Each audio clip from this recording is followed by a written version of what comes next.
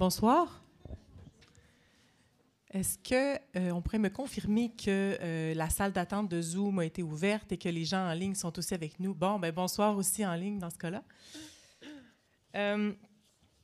Donc, j'aimerais commencer par vous dire que dans son travail de promotion et de défense des droits humains pour tous et toutes, la Ligue des droits et libertés considère que c'est essentiel de sensibiliser les populations allochtones aux enjeux qui sont liés au racisme et au colonialisme, et aussi essentiel d'être solidaire avec les peuples autochtones dans leur lutte pour le droit à l'autodétermination. Et le racisme systémique, qui est si difficile à reconnaître pour certains, se manifeste toujours aujourd'hui de façon douloureusement concrète pour les personnes et les communautés autochtones. Le racisme systémique, c'est aussi le fondement qui est en filigrane sur lequel reposent toutes les agressions de cette rhétorique anti-immigration qui s'accentue de mois en mois au Québec, à une vitesse alarmante. Et donc, c'est pour ça qu'on veut reconnaître ce soir qu'on est ici en territoire autochtone non cédé. Ce territoire nommé Tiohtià:ke, ou Montréal, est historiquement connu comme un lieu de vie et de rassemblement de plusieurs peuples autochtones, et notamment la nation Kanien'kehá:ka Mohawk.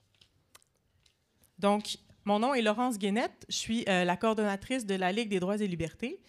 La Ligue, c'est une organisation qui existe depuis maintenant 61 ans et quelques mois et qui s'occupe de défendre et de promouvoir les droits, tous les droits civils, politiques, économiques, sociaux et culturels. On travaille beaucoup à partir d'une perspective de l'interdépendance des droits et on est fort et forte, en fait, de nos membres. Donc, ça se peut qu'à plusieurs moments dans la soirée, je vous rappelle que de devenir membre, c'est vraiment extraordinaire. On a travaillé pas mal au fil des décennies sur la protection des droits des personnes migrantes et immigrantes. Dans les années plus récentes, on a travaillé sur la question des détentions des personnes migrantes pour des motifs administratifs. D'ailleurs, le mémoire qu'on a soumis est à la table de l'accueil. On a quelques copies pour ceux et celles que ça intéresserait. Et on participe activement à la campagne québécoise pour la régularisation et la justice migrante depuis 2 ans et demi environ.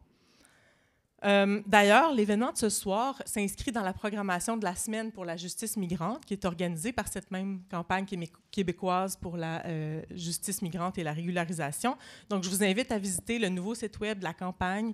Il y a la programmation complète d'autres activités. Donc, ça commençait samedi dernier avec une manifestation et ça se poursuit jusqu'au 9 novembre. Et ce soir, l'idée de cette conférence, et j'ai hâte de présenter nos 2 invités, c'est de s'outiller collectivement pour affronter le discours selon lequel l'immigration est responsable de la crise du logement. Carrément, les immigrants et immigrantes sont responsables de la crise du logement.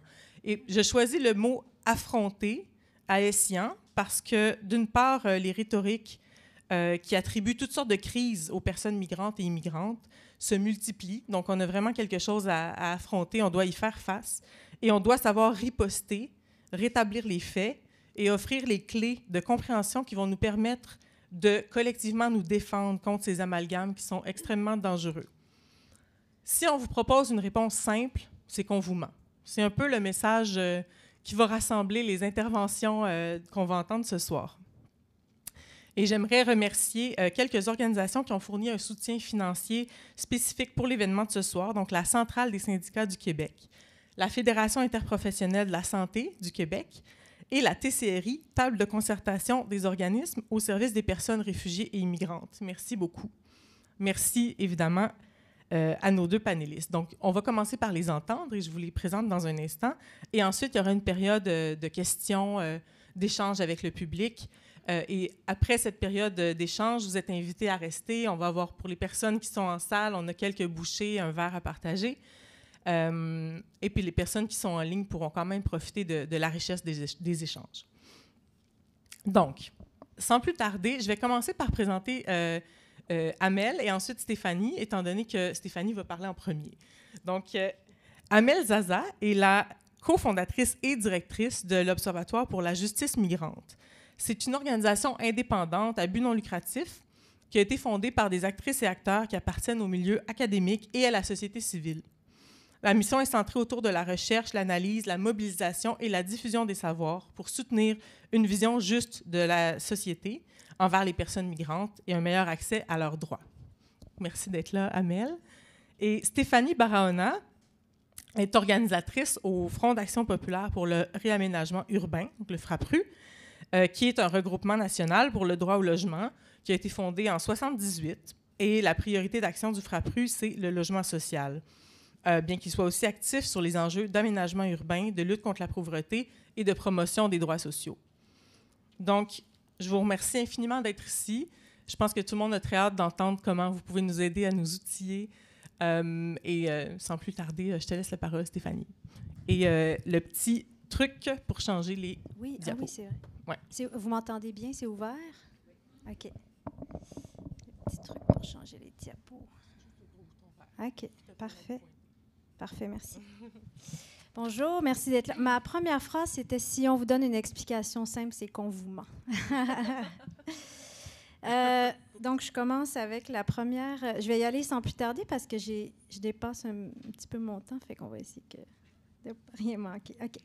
Fait que j'y vais rapidement avec le contexte général de la crise. Dans le fond, le logement, c'est une chaîne, là, donc selon où on commence le récit, on peut faire de l'idéologie. Là. C'est ce qu'on voit en ce moment. Là. Donc, on va juste faire un rappel rapide du contexte pour changer un peu le narratif là, sur la crise.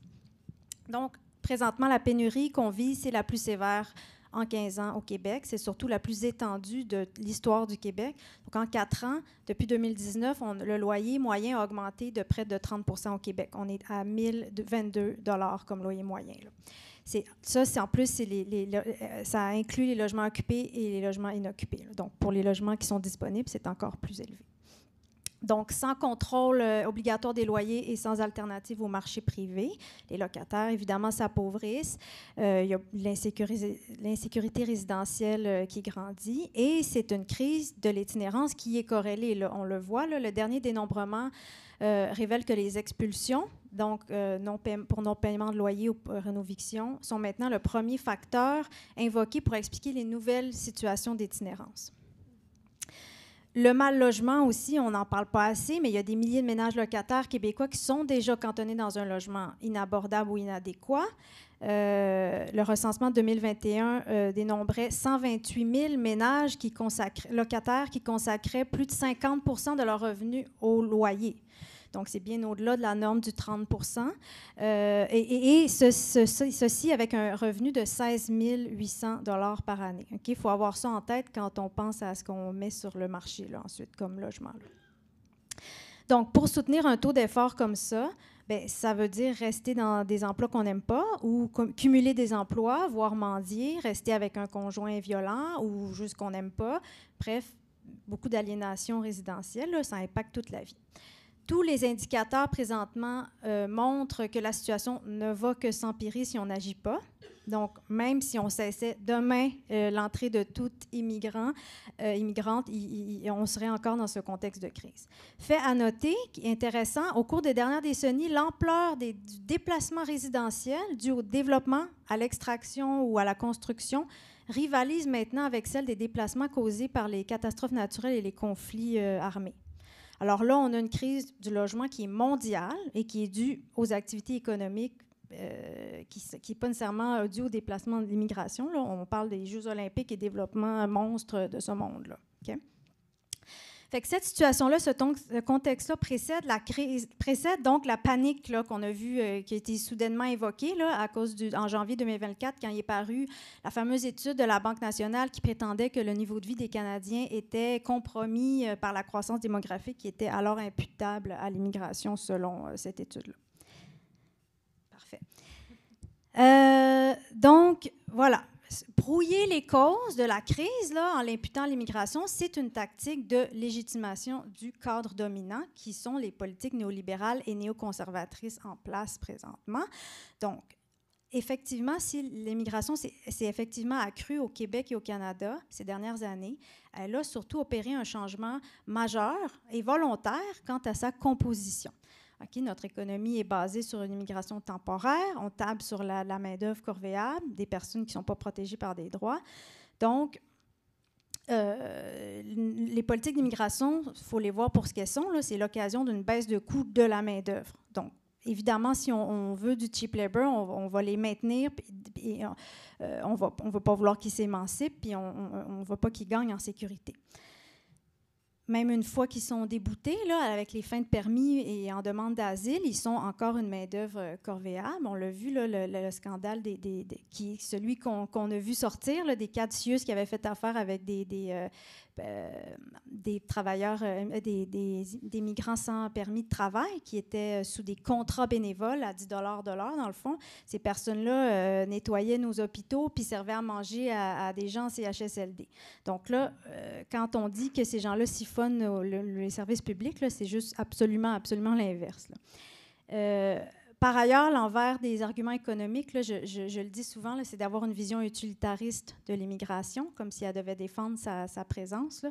Fait que on va quand même tabler sur les droits humains avant de dire que avant de revoir les seuils d'immigration en général, il serait plus judicieux de blâmer les politiques migratoires particulières qui sont plus restrictives donc à la régularisation puis à la résidence permanente. Donc, quand je dis qu'on avait des tendances néolibérales, c'est que le gouvernement délègue maintenant la sélection aux employeurs, aux entreprises privées, donc complètement annexées aux besoins du marché, d'où la préférence pour l'immigration temporaire, puis les tendances néoconservatrices, donc prônent un État sécuritaire fort, des valeurs canadiennes, restrictions pour les regroupements familiales, durcissement des critères de citoyenneté, on l'a vu là, sous Harper aussi. Donc, les causes principales de la crise, donc celles qui sont vraiment les causes structurelles et non pas les symptômes conjoncturels. Je les ai mis là, mais on va commencer tout de suite avec le sous-financement du logement social. Donc, il y a eu 30 ans donc, de réduction des budgets alloués au logement social. Bien sûr, ça allait avoir des conséquences qu'on voit maintenant. Au début des années 70, le logement social était à peu près inexistant au Québec. Là, on parle d'à peu près 1 Puis, dans les années 91, on est arrivé à un 10 Ça, c'est le résultat de 20 ans de financement soutenu par le fédéral. 33 ans plus tard, donc en 2024, maintenant, on est à environ 11 Donc, c'est une stagnation complète qui s'explique d'abord par le retrait du gouvernement fédéral du financement du logement social à partir des années 90. Puis c'est important de le dire parce que sans ce retrait-là, on aurait aujourd'hui au Québec 85 000 logements sociaux supplémentaires. Okay? Donc le Québec s'est privé là. Le Québec a continué donc de financer des nouveaux logements sociaux, mais de manière nettement inférieure à ce que le Canada faisait. La majorité de ces logements-là ont été financés avec le programme Accès Logis. Bon, vous savez que maintenant, Accès Logis mort j'allais dire de sa belle mort, mais pas tellement, en fin de compte. Remplacé par le programme d'habitation abordable qui, finalement, n'est pas praticable pour des projets de logements sociaux, qui met en compétition des logements sociaux et privés, donc des projets sociaux et des projets privés. Donc, la crise actuelle, ça pour dire qu'elle est corollaire à la stagnation du parc de logement social. C'est une crise du logement social, on n'en serait pas là. Nonobstant les seuils d'immigration, si ce n'était pas de ces désengagements-là progressifs, de nos paliers, l'état du parc de logement social, c'est un indice de l'avancement des mesures néolibérales ou ultralibérales. Okay? C'est un indice du démantèlement des protections sociales.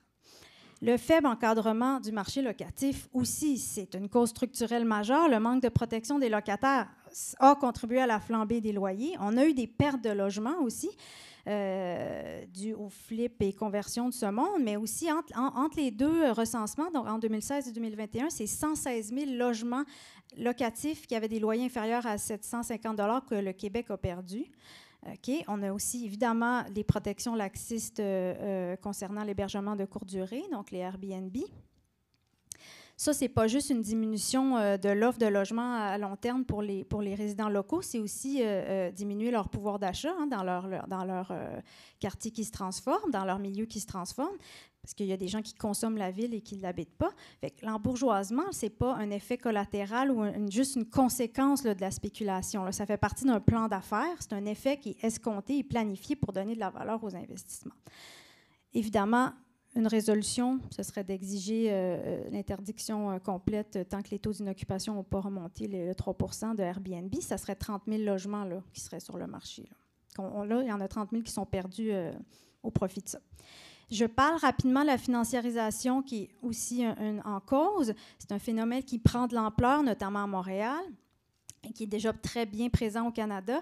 Parce que si on parle de la hausse d'immigration, il faut parler de la hausse de ces phénomènes-là aussi, là, parce que pour remettre la focale sur d'autres choses.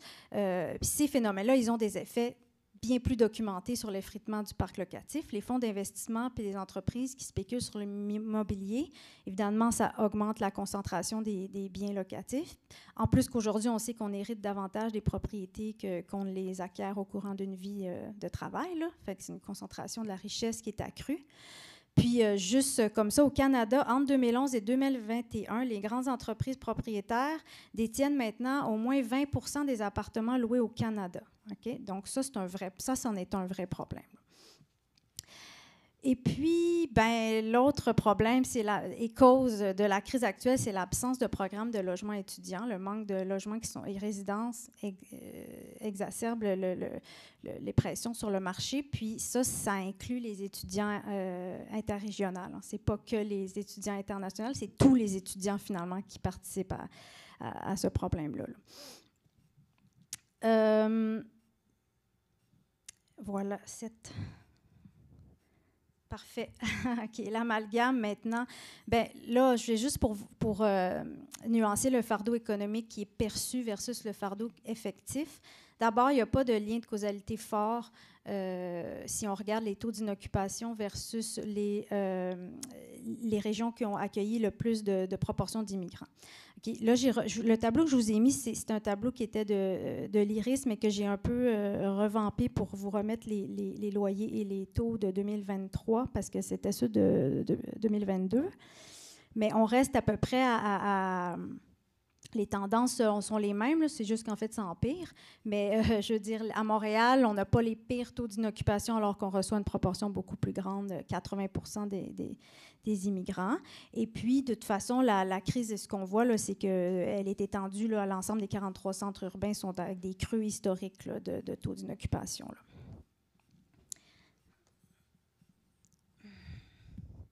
Concernant l'argument démographique, c'est excessif de parler d'une augmentation incontrôlée, étant donné que les personnes migrantes arrivées en 2022 constituaient seulement 0,8 % de la population totale, et le solde des résidents non permanents, c'est la variation de leur nombre entre le début et la fin de l'année, représente 1,1 % sur l'ensemble de la population. Autrement dit, les personnes immigrantes, ça représente une petite partie de la nouvelle demande de logement. On ne dira pas que ce n'est pas une demande de logement, c'en est une, mais c'est une partie de la demande de logement. Surtout, il ne faut pas voir la migration comme un afflux de demandes. Ils sont plus souvent en surpeuplement dans leur logement. Je vais en reparler plus tard. Et puis, il y en a beaucoup parmi qui sont déjà ici, qui attendent une régularisation, une résidence permanente, donc qui occupent déjà un logement. Donc, l'immigration, ce n'est pas l'unique facteur non plus qui exerce une pression sur le marché locatif. Il y a le vieillissement de la population, il y a la formation des nouveaux ménages, les séparations, les jeunes qui quittent le domicile familial. On a une population maintenant qui décohabite, c'est-à-dire que le nombre d'individus par ménage se réduit pour toutes sortes de raisons, là, qu'on ne déclinera pas ici, mais je veux dire, des divorces au-delà de 50 ans, il n'y en avait pas il y a 15 ans. Là. Il y a vraiment beaucoup moins de densité. Les migrations interprovinciales, j'en ai parlé un peu tantôt, et les migrations interrégionales, la mobilité à l'interne, pendant la pandémie, on a vu là, des mouvements vers les régions. Bref, la crise, c'est aussi des dynamiques internes. Hein. Il faut voir nos propres dynamiques de déplacement à l'interne, puis il faut étudier ça, puis mettre la focale là-dessus quand on planifie. La pression relative, la pression respective sur le marché varie grandement selon, évidemment, les statuts. À savoir que les immigrants qui n'ont pas la résidence permanente n'ont généralement pas accès aux logements sociaux. C'est important de le dire. Puis, je tiens quand même à dire qu'on a une résolution pour que dans les consultations sur le changement le règlement sur l'attribution, que ce soit disponible pour tous. Là. Mais présentement, ce n'est pas le cas. Donc, les 34 000 personnes en attente d'une habitation à loyer modique ne seraient pas du tout soulagées là, par une baisse des seuils. Là. Ça ne compte pas, en plus, ceux qui ne s'inscrivent pas. Donc, tout ça pour dire que le manque de logement dépasse très, très, très largement la pression induite par l'immigration. Là. Par rapport aux différents statuts et leurs pressions respectives, je vais y aller rapidement, mais les travailleurs temporaires, d'abord, sont avant tout parmi les plus mal logés au Québec, plus à risque d'être discriminés, évidemment. Parmi eux, Plusieurs sont hébergés par leurs employeurs, notamment les travailleurs agricoles, qui, pour rappel, endurent des conditions de logement scandaleuses. Là. Puis, on se souvient que le rapporteur des Nations unies avait parlé de terreaux pour les formes d'esclavage moderne. Là. Autrement dit, les immigrants temporaires ils sont souvent logés dans des conditions, dans des logements que personne ne veut de toute façon. Par ailleurs, ils participent à payer des taxes et des impôts, donc ça peut relativiser leur poids sur nos services qu'on dénonce, qui sont dénoncés. Pour les étudiants, j'en ai déjà parlé, c'est évidemment une source de financement non négligeable pour les universités. Donc, le sous-financement et la déréglementation des universités qui est en cause dans leur recours aux inscriptions aux étudiants étrangers. C'est pour ça qu'on demande une enveloppe qui viendrait des études supérieures et de l'éducation pour financer des logements étudiants. Les demandeurs d'asile, qui représentent le tiers donc, des résidents non permanents présents au Québec, sont plus souvent la proie des propriétaires qui abusent de leur grande précarité. Ils sont immobilisés donc, par une absence de droit ou en tout cas très à risque quand vient le temps d'exercer leurs droits, surtout s'il y a un avis de déportation qui les menace. Puis ils sont particulièrement à risque de se retrouver en situation d'itinérance aussi. Puis au Canada, les demandeurs d'asile étaient les ménages les plus susceptibles d'avoir des besoins impérieux en matière de logement, c'est 1 sur 5 au Canada. Puis surtout, ce n'est pas parce qu'on est gentil et généreux, là, c'est une obligation du Canada, puis un droit international reconnu par la Convention de Genève. Là. Donc, le cas des personnes demandeuses d'asile relève d'une responsabilité humanitaire du Canada, puis ça, on le dit et on le redit, puis j'ai entendu Amel le dire souvent, c'est une responsabilité du Canada, notamment envers des pays qui participent en tant que puissance économique à appauvrir, à déstabiliser et à détériorer. Donc, on pourrait aussi revoir nos politiques de façon à ne pas engendrer le déplacement des populations dans le monde, mais ça, c'est un procès puis une mise en examen qu'on sait qu'on ne fera pas. Mais c'est parce que quand on regarde le problème sur une ligne de temps très, très courte, on n'a pas une vue d'ensemble là, sur ce qui se passe. Les ressources en itinérance et hébergement signalent une forte augmentation des nouveaux ou nouvelles arrivants dans leur population.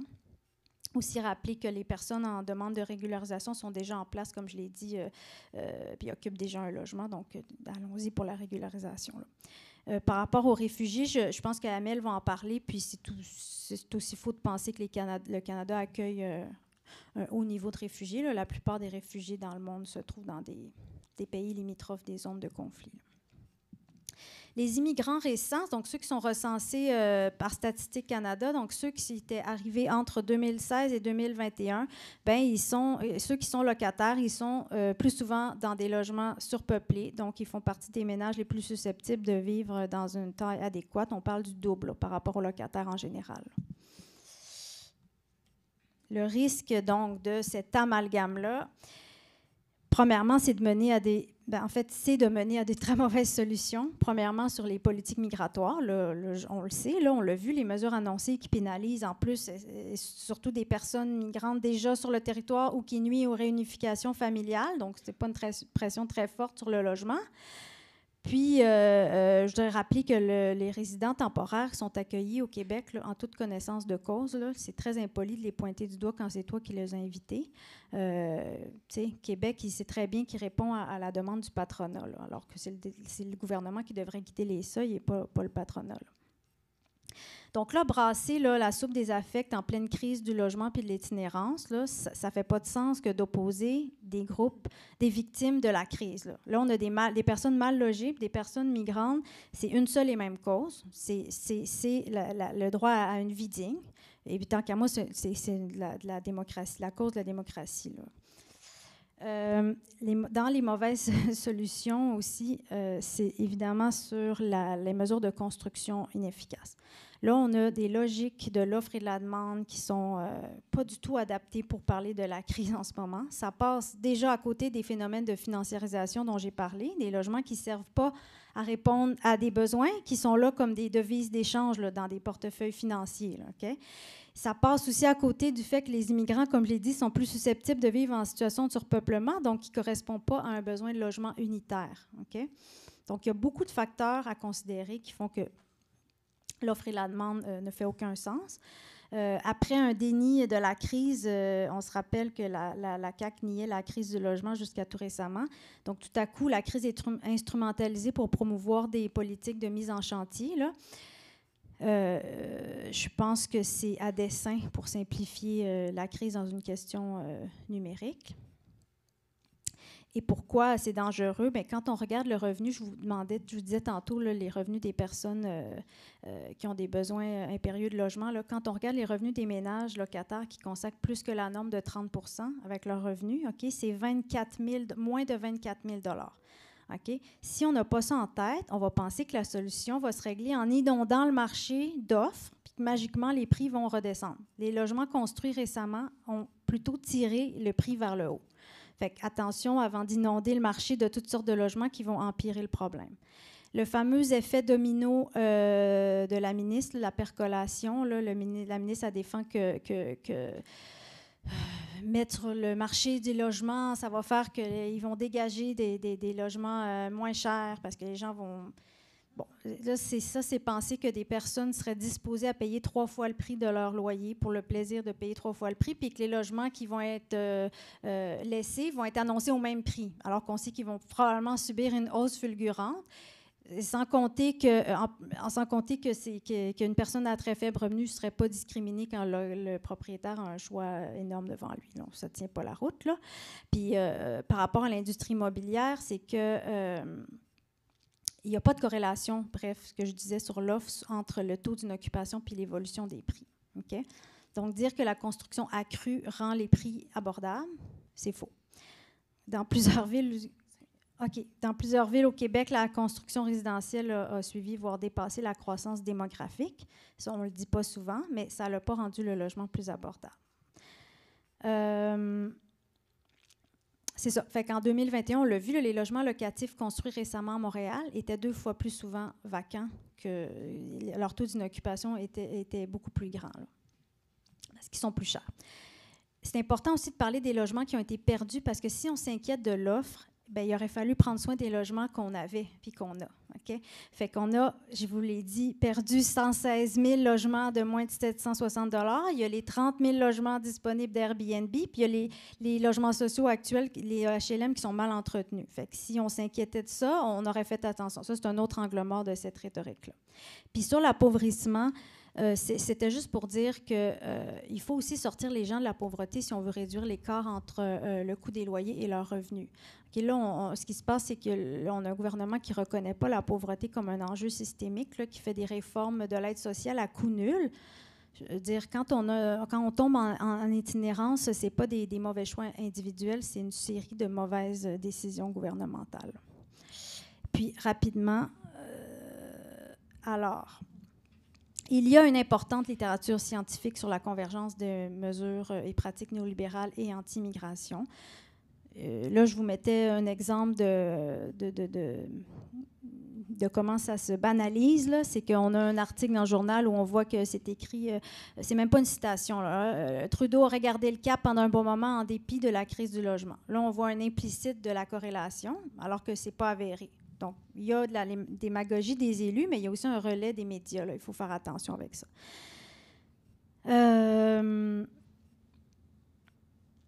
Plus la crise va s'intensifier, plus la répression discursive contre les immigrants et effective va s'accentuer, puis plus la crise écologique va s'intensifier, plus la répression sur les militants écologiques va s'accentuer. Donc, je pense qu'on peut lire le problème à l'envers aussi. S'il y a un groupe qui subit une plus forte répression, c'est parce qu'il représente un problème dont les solutions évidentes sont incompatibles avec la marche néolibérale.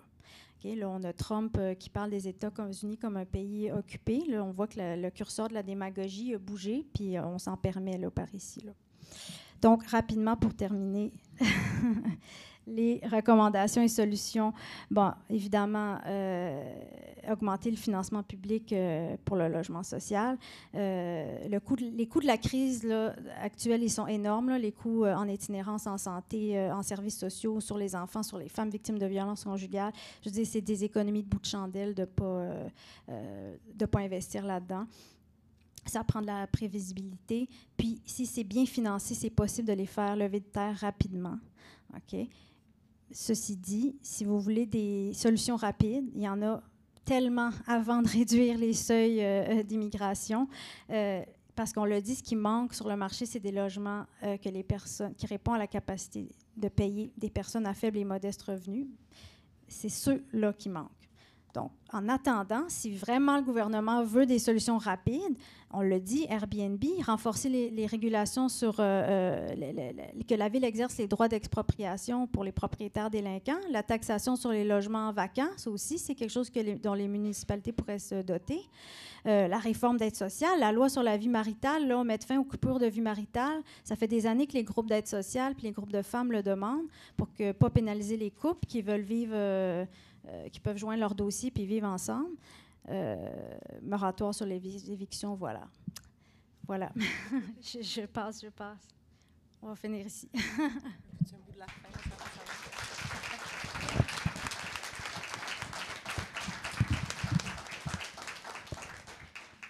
Merci beaucoup, Stéphanie. Je suis sûre que dans la période de questions, il y a certaines dimensions que tu vas avoir l'occasion d'aborder. Donc, pas de découragement. D'autres moments de discussion suivront. Merci beaucoup. Donc, sans plus tarder, je passe la parole à Amel Zaza de l'Observatoire pour la justice migrante. Merci, Amel. Merci. Merci pour l'organisation du panel, Laurence. C'est parfait parce qu'il n'y aura pas de redite. Moi, je vais axer mon intervention ailleurs. Enfin, je vais parler du même sujet, mais je vais comme la placer ailleurs. Mais avant de commencer, je vais quand même vous montrer une capsule vidéo qu'on vient de produire avec l'Observatoire pour la justice migrante qui s'inscrit dans une série qui s'appelle « On ne se fera pas porter le chapeau ». Parce que, bon, on a fait des liens fallacieux entre immigration et crise du logement, mais on en a fait pour tout plein de crises sociales. Puis les personnes qu'on a pointées, c'est les personnes les plus vulnérables de la société dans la catégorie immigrants, immigrantes, donc les temporaires. Et donc, je lance la capsule. Est-ce que tu sais où est-ce qu'elle est? Vous avez de la misère à vous trouver un logement? Ben, c'est probablement la faute d'un immigrant temporaire. Selon François Legault, 100% de la crise du logement, c'est la faute de l'immigration temporaire. Même le Plex en avant de chez vous qui a été racheté par un dude en finance qui s'appelle Félix pour faire du Airbnb, ben, c'est la faute de l'immigration temporaire.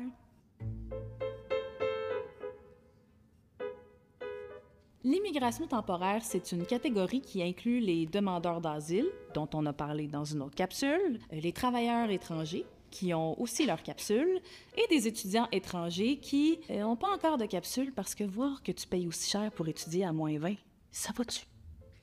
37 milliards de dollars que les étudiants étrangers dépensent au Canada chaque année, c'est presque le PIB du Mali pour graduer dans la gadoue du mois d'avril. Non, je niaise. Mon pays, c'est l'hiver. Déportez-moi pas. Bon, mais revenons à nos 4,5. Selon une publication de l'IRIS, la crise du logement prend de l'ampleur depuis 20 ans. Puis pendant cette période, des condos dispendieux et des maisons unifamiliales ont poussé un peu partout, mais les logements accessibles financièrement n'ont pas suivi, faute d'investissements publics suffisants. Ça doit être la main invisible du marché qui a oublié de le mettre au budget. C'est pour ça que quand on parle de crise du logement, on n'a pas besoin de préciser le type de logement qui fait l'objet d'une crise. On se doute que c'est pas une pénurie de condos avec vue privilégiée sur une autre tour à condos. Le manque de réglementation a aussi fait en sorte de perdre du logement abordable.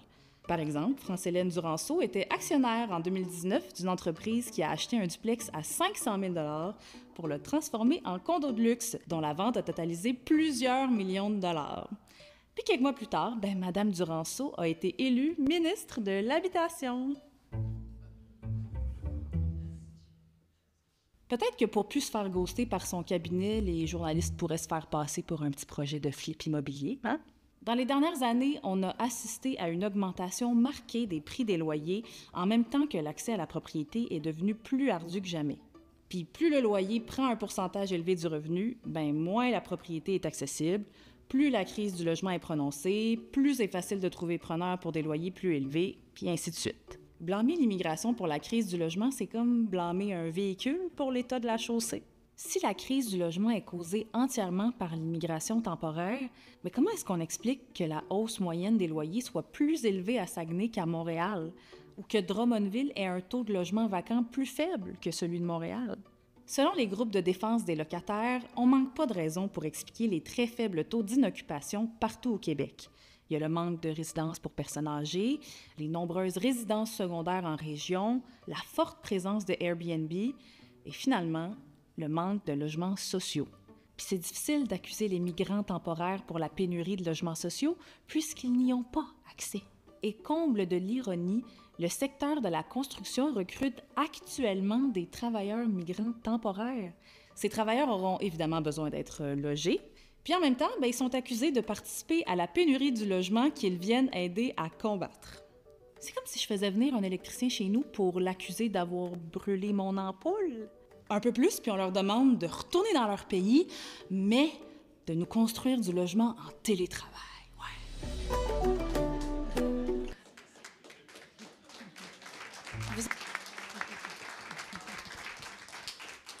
Non pas que le sujet soit drôle, mais c'est toujours bon de mettre un peu d'humour pour amener de la dérision. Donc, comme Stéphanie le présentait si bien, puis comme vous venez de le voir dans cette capsule, on n'assiste pas à une crise du logement d'une manière large, mais c'est une crise du logement abordable. Donc, c'est important de redéfinir les termes du débat. Une crise qui est annoncée depuis plus de 25 ans, sur laquelle les groupes en logement ont déjà alerté nos instances politiques, le grand public. Et pourtant, on l'évoque surtout cette année comme étant quelque chose d'exceptionnel, d'extraordinaire qui vient d'arriver. Et donc, on pointe les personnes migrantes comme étant les principales responsables. Et quand on parle de personnes migrantes, on ne parle pas justement de l'immigrant fortuné qui vient acheter des logements pour les transformer en Airbnb. On parle de l'immigration la plus précaire, donc les temporaires. Les temporaires, c'est les réfugiés demandeurs d'asile, c'est les travailleurs étrangers temporaires, les étudiants internationaux, en gros, toutes les personnes qui ne bénéficient pas d'un statut de résident permanent ou de citoyen. Et donc, comme l'évoquait Stéphanie dans sa présentation, les temporaires sont eux-mêmes victimes de discrimination puisqu'ils sont exclus de l'offre des logements sociaux. L'état actuel du règlement sur l'admissibilité au logement à prix modique exclut les personnes qui ne détiennent pas la citoyenneté et la résidence permanente. Les places en coopérative ne leur sont pas accessibles pour les mêmes motifs. Et donc, ce sont elles les premières victimes, en réalité, de cette crise de l'abordabilité du logement. Sans compter que même dans le parc locatif ordinaire, ces migrants font face à plusieurs obstacles systémiques. Leurs moyens financiers sont plus limités, donc la hausse du coût les pénalise grandement et les oblige à se rabattre sur les pires logements insalubres ou à être en surpeuplement dans un même logement. En plus, quand ils viennent d'arriver, ils n'ont pas accès à un historique de crédit ou à des garanties qui sont de plus en plus exigées par les propriétaires. Puis, ces personnes, très souvent, sont victimes aussi de racisme systémique et de discrimination, et surtout quand elles sont originaires des pays du Sud global. Donc, pour cette présentation, je ne vais pas tellement m'étaler sur les arguments. Je pense que Stéphanie a vraiment bien mis la table sur pourquoi ça n'a pas de sens de continuer à dire que la crise du logement, c'est causé par l'immigration. J'ai plutôt me concentrer sur l'analyse des discours et replacer cette alliance crise du logement-migration dans une panoplie de stratégies politiques qui sont déployées. Donc, j'ai parlé un peu de cette panoplie de stratégies politiques qui sont déployées par le gouvernement du Québec et qui sont en résonance avec des stratégies de droite dans d'autres pays occidentaux, mais aussi sur les objectifs et les gains que fait la classe politique qui a recours à ces associations, ainsi que les effets sur les personnes migrantes. Donc, sur un contexte, sais-tu le contexte plus large? Comment je fais pour reculer? 000 immigrants temporaires. C'est ça que je voulais faire. Depuis 2 ans, 160 000 immigrants. C'est ça, la voix agréable de François Legault. Donc, on va replacer le débat quand même dans un contexte international.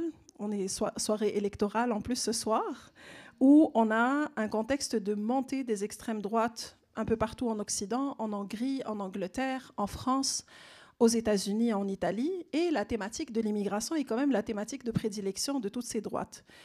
Quand on pense par exemple à Giorgia Meloni qui sous-traite maintenant la détention et les camps pour migrants, en octobre, elle a financé à hauteur de 200 millions d'euros qui ont été investis dans les camps et les centres de détention en Albanie pour les demandeurs et demandeuses d'asile. Puis on fait un parallèle avec ce que François Legault vient de nous sortir sur les zones d'attente hors Québec. On est quand même face à des mouvements de droite et d'extrême droite qui constituent une menace réelle et un recul sur les droits des personnes les plus marginalisées de notre société, et pas juste les personnes migrantes. Elle menace les droits des femmes, on l'a vu avec les reculs sur le droit, l'accès à l'avortement, les droits des personnes trans, la montée du racisme, de la xénophobie, les atteintes à la participation citoyenne et à la démocratie, le renforcement des instruments de répression, les investissements dans l'armement, les services de police et pénitentiaires, et le déni total de la crise climatique qui porte atteinte aux droits écologiques et au droit à la vie tout court. Et donc, si on revenait au contexte québécois, ce qui est intéressant, c'est que la CAQ n'est pas considérée comme, elle n'est pas identifiée comme un parti de droite ou d'extrême droite. Mais quand on regarde par le prisme de l'immigration, on peut aisément conclure qu'elle utilise le thème de l'immigration avec la même rhétorique. Donc, il y a quand même un alignement idéologique là-dessus. Et donc, les ingrédients de la recette des droites sont toujours les mêmes. On instrumentalise l'insécurité, la peur, la détresse, et on distorsionne la réalité. Donc, on fait des associations entre immigration, crise du logement, mais aussi immigration, pénurie de places en CPE. On est allé même jusqu'à interdire l'accès au CPE aux enfants de réfugiés demandeurs d'asile. On les associe aux pénuries d'enseignants et de classes. François Legault est allé jusqu'à dire qu'éventuellement, si cette pénurie continuait, il pourrait enlever des places aux enfants de réfugiés demandeurs d'asile, même si dans les faits et dans les lois, ces personnes sont censées être protégées. On les associe au manque de ressources dans le système de santé et les services publics, au manque de places d'hébergement pour personnes itinérantes. Plus récemment, on a parlé de hausse des problèmes de santé mentale et de la hausse de l'itinérance qui serait causée par les personnes migrantes. Et pas plus tard que cette semaine, Laurence a attiré mon attention là-dessus, on a aussi attribué aux personnes immigrantes la hausse des signalements et la surcharge des services de la DPJ. Et donc, j'ai donné quelques exemples de stratégies politiques qui se déploient au Québec. 160 000 immigrants temporaires, on n'y arrive plus. On n'y arrive plus, puis ça vient créer des problèmes aux Québécois pour avoir des services, puis pour garder le français à long terme. Et donc, c'est ça. Avec tout, on a vraiment pris quelques extraits, là, mais vraiment, vous pouvez rassembler ces extraits en une journée de veille médiatique. Il y a comme toute la stratégie de la création d'un problème migratoire, qui est essentiellement une stratégie de diversion, évidemment. Cette stratégie, elle fait quand même partie du mode d'emploi de la CAQ depuis son arrivée au pouvoir. À chaque fois qu'on pointe une crise sociale, la CAQ trouve toujours un bouc émissaire pour dévier l'attention. Et donc, on va utiliser l'exagération des phénomènes migratoires en utilisant tout un champ lexical épeurant, l'envahissement, la crise humanitaire. Ce serait suicidaire que le Québec accueille plus d'immigrants, et j'en passe. Et donc, il y a aussi, avec ça, la récurrence des affirmations fausses. Et comme eux, ils ont bien sûr le crachoir et le micro, ils ne vont pas se gêner pour répéter ça à tous les jours jusqu'à ce que ça rentre dans les imaginaires. Donc, on va affirmer d'une manière récurrente que le Québec et le Canada, par exemple, accueillent trop d'immigrants, qu'on accueille toute la misère du monde. Mais le trop, est-ce qu'il est quantifié? Est-ce qu'on sait c'est combien le trop? Où est-ce qu'il se situe le seuil d'un bon équilibre, d'un équilibre magique? Il n'y a pas de chiffre à l'appui. Donc, je vais vous montrer peut-être un petit extrait d'une autre capsule qui parle plus spécifiquement de la capacité d'accueil. Depuis 2 ans, on a eu... Je sais pas pour toi, mais des fois quand j'écoute nos élus... Depuis 2 ans... Je sais pas pour toi, mais des fois quand j'écoute nos élus parler de migration, j'ai l'impression d'être à Fort Boyard en train d'essayer de résoudre une énigme du père Fouras. Qui est capable de défier Vous pourrez vous régaler en rentrant, mais je vais vous montrer juste un petit extrait sur la capacité d'accueil. Pourquoi choisir? On peut pas la zoomer. Comme Mercure rétrograde, la capacité d'accueil, ça repose moins sur la science et plus sur des vibes. Elle est souvent exprimée via un seuil magique de migrants. À chaque période électorale, on nous martèle que si ça va mal, c'est parce que notre capacité d'accueil est dépassée. Et pour que ça aille mieux, il faut atteindre un seuil magique. Pour concocter ce seuil magique, il faut mettre une pleine main de sondage dans un chaudron de valeurs québécoises et laisser mijoter à feu doux un soir de pleine lune électorale. Et des fois, après les élections, le seuil grimpe comme par magie quand le grand druide du patronat veut plus de main-d'œuvre. Le seuil magique n'y existe pas, parce que l'immigration, ça fait partie d'un écosystème. Parler de la pression de la migration sur les services publics, sans parler du sous-financement ou des conditions de travail, ou de toute la main-d'œuvre que tirent les services publics de la migration, ben, ça fausse l'équation. Mais imaginons quand même un monde où on trouve un seuil parfait, l'équilibre complet, un état d'homéostasie. Le moindre changement dans le reste de l'écosystème, par exemple une vague d'austérité, ça s'est déjà vu, ça viendrait rompre l'équilibre et relancer le débat sur la capacité d'accueil de migrants, même si l'élément déclencheur, c'était le sous-financement des services publics. Et c'est pourquoi il faut considérer l'ensemble des décisions politiques quand on parle de migration et se méfier des chiffres magiques, surtout quand Mercure rétrograde. Et donc, comme le dit si bien Manel, oui, si tu veux, tu peux la mettre à l'écran. Donc, il s'agit d'une autre stratégie politique qui consiste à fabriquer des notions qui relèvent de l'idéologie politique et de les présenter comme des notions objectives. Vous verrez même que même ceux qui s'identifient comme faisant partie les partis de gauche et tout ça empruntent le même langage de seuil d'accueil, de capacité d'accueil, etc., alors que ce n'est pas une notion scientifique. Et donc, la capacité d'accueil, si on revient dans l'histoire, c'est une expression qui a été mobilisée pour la première fois ici dans les années 1930, sous l'expression « absorbative capacity », et elle a été principalement utilisée par Mackenzie King, Premier ministre du Canada, durant 3 mandats entre 1921 et 1948, qui cherchait à justifier des limites posées à l'immigration. À cette époque-là, on était encore sur des lois migratoires qui utilisaient très clairement des notions de race et d'ethnie et d'origine pour limiter l'immigration. Donc, cette idée que la société, le territoire ou le gouvernement peut recevoir un volume donné de nouveaux arrivants arrive d'abord comme un terme assez vague et indéfini. D'ailleurs, fait intéressant, on y inclut même les naissances. Et donc, depuis le début de la création de cette notion, il n'y a jamais eu de calcul ou de comptabilité qui y est attachée. Et à l'époque, elle est plutôt attachée, cette notion, à un discours sur la possibilité ou non d'assimiler ces personnes culturellement. Donc, dans un Canada anglophone, est-ce qu'on est capable d'assimiler des personnes qui ne sont pas anglo-saxonnes, qui sont d'une certaine ethnie, qui sont différentes culturellement? Donc, tout un discours raciste qui est mobilisé derrière cette notion de capacité d'accueil.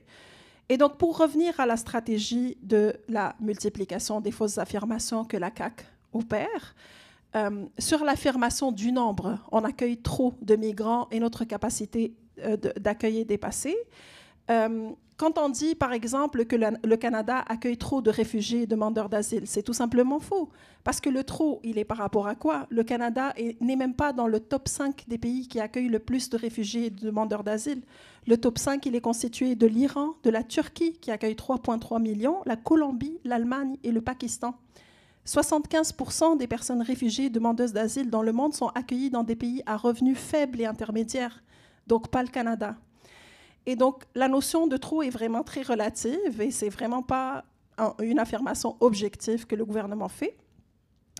Et donc, quand on pense à pourquoi ces affirmations sont énoncées, quand on est capable de les défaire, il faut le comprendre sous la lunette de la loi de Brandolini. Donald Trump a beaucoup utilisé ça, par exemple, dans ses différentes campagnes électorales.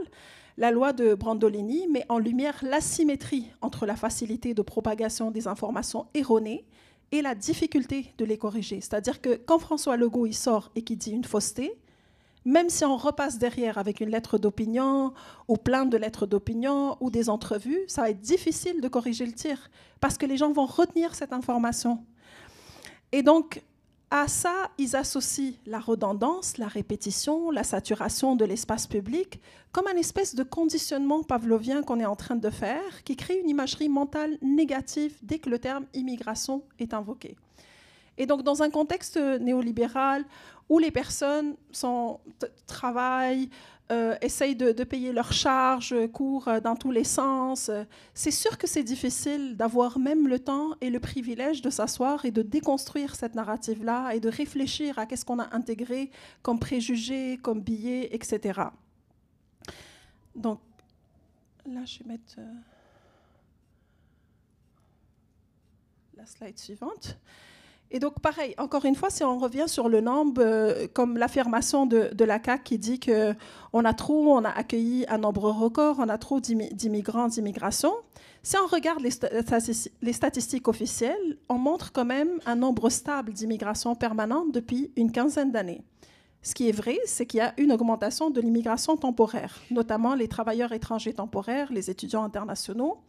Et parmi les raisons de cette augmentation, si on prend l'exemple des travailleurs étrangers temporaires, il y a les campagnes de recrutement à l'international des travailleurs étrangers temporaires. Le gouvernement de la CAQ en a financé 60 au total ces 5 dernières années, avec des investissements qui totalisent 1,4 million de dollars. Et dans ces missions de recrutement, je vais vous montrer un petit spot assez sympathique. Même moi, j'ai failli y croire. Le branding est tellement bon. Pourquoi choisir le Québec? Il y a 1 million de raisons. Parce que d'ici 2030, il y aura plus d'1 million d'emplois disponibles, dont plus de 20% seront occupés par des travailleuses et des travailleurs issus de l'immigration. Parce qu'au Québec, même à moins 20, on n'a pas froid aux yeux et rien ne peut freiner nos ambitions. Ou presque. Le Québec est l'endroit idéal pour donner un nouvel élan à votre carrière tout en profitant d'une belle qualité de vie. Ici, on concilie famille et travail, parce qu'il y a une vie après le boulot. Quoi d'autre? Parce que notre culture est unique et rassemble le meilleur de 2 mondes. On parle l'affaire comme à New York, en déjeunant comme à Paris. Langue officielle du Québec, le français y est coloré et vivant. Il nous unit, nous définit et nous distingue. Parce qu'avec ses 17 régions qui s'étendent de l'Arctique à la frontière américaine, le Québec est un vaste territoire aux attraits variés, un immense terrain de jeu qui vous réserve 1001 activités en famille ou entre amis. Parce que le Québec est une terre d'accueil, une société où immigration rime avec intégration, et que près de 15% des Québécoises et Québécois d'ici ne sont pas originaires d'ici. En vouliez-vous des raisons? Voilà pourquoi choisir le Québec.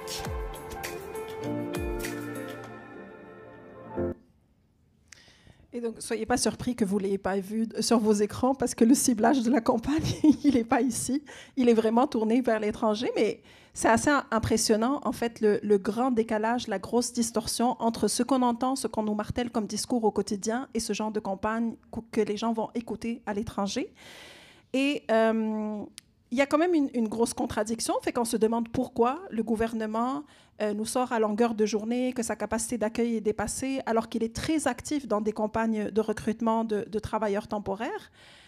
On les blâme pour les crises, toutes les crises, le logement et j'en passe, mais il fait pression en même temps sur le gouvernement fédéral pour augmenter les seuils. Il fait pression, lui et plus de 7000 entreprises québécoises, justement pour avoir plus de travailleurs étrangers temporaires. Et c'est là où la stratégie de dire le contraire de ce qu'on fait embarque, c'est-à-dire que dans les couloirs, on va faire des choses, puis après, devant les médias, on va dire d'autres choses. Donc, le gouvernement de la CAQ, il sait pertinemment que ce n'est pas viable de couper l'immigration. Diminuer les seuils d'immigration est un suicide effectivement économique, parce que l'économie a besoin de rouler sur cette main-d'œuvre. Bon nombre de secteurs, pour ne pas dire tous, reposent sur la main-d'œuvre migrante. En revanche, il sait qu'il doit donner de la diversion à son électorat et créer un ennemi intérieur qui fera office d'écran de fumée pour masquer les échecs des politiques sociales. D'où le paradoxe, par exemple, qu'on a vu tout au long de la dernière année, où on martèle qu'il faut restreindre l'accès aux réfugiés et demandeurs d'asile, il faut fermer le chemin Roxham. C'est pendant ce temps-là que les missions de recrutement se déployaient. Pourquoi on restreint? Si on a besoin de travailleurs et de travailleuses, pourquoi on ne prend pas les réfugiés et demandeurs d'asile? C'est que les réfugiés et demandeurs d'asile, une fois qu'ils sont acceptés, ont des passerelles à la résidence permanente et ont des droits. Et ils peuvent devenir citoyens et citoyennes et ils ont le droit de voter. Les travailleurs étrangers temporaires, souvent, n'ont pas cette passerelle et donc restent comme une main-d'œuvre jetable qu'on peut expulser à tout moment. C'est là toute la différence. Et donc, un autre exemple récent, d'ailleurs, on a produit tout un rapport là-dessus, c'est comment Boulay a décidé tout d'un coup de réformer la loi sur la construction en utilisant l'argument, attention, de construire plus de logements pour résorber la crise du logement. Et donc, c'est un secteur de la loi régi par R20, où les emplois sont quand même assez sécurisés parce que tout le monde est syndiqué, etc. Et donc, il a voulu créer comme une craque dans ce secteur pour permettre de rentrer ce qu'ils ont appelé une catégorie de ressortissants étrangers en leur donnant moins de droits, en gros. Vraiment, je vous résume un rapport qui analyse, un rapport de 30 pages qui analyse le projet de loi. Allez le consulter sur notre site. Il y a eu aussi un matériel de vulgarisation. Mais donc, il utilise aussi la rhétorique de « on va amener plus de diversité » parce que dans le secteur de la construction, il n'y a pas assez de diversité. Et donc, c'est assez intéressant, toute cette distorsion, toutes ces acrobaties qu'ils opèrent pour justifier des choses qui sont complètement injustifiables. 3 minutes, mon Dieu, je vais aller vite. Donc, je reviens aussi à comment c'est pas viable et je fais un parallèle rapide, par exemple, avec ce qui s'est passé dans d'autres pays en Occident. Il faut savoir qu'en Italie, par exemple, après avoir surfé sur cette vague xénophobe en voulant réduire drastiquement l'immigration, et une fois que le gouvernement d'extrême droite a été élu, ils ont finalement accordé 450 000 titres de séjour à des travailleurs étrangers. En Hongrie, le gouvernement d'extrême droite de Viktor Orban, ils ont accueilli 120 000 travailleurs étrangers entre 2018 et 2019. Et donc, comme beaucoup de pays occidentaux, dans un contexte de vieillissement de la population, dans un contexte où on a de plus en plus besoin de main-d'œuvre, on n'est pas capable, en fait, de mettre un frein sur l'immigration.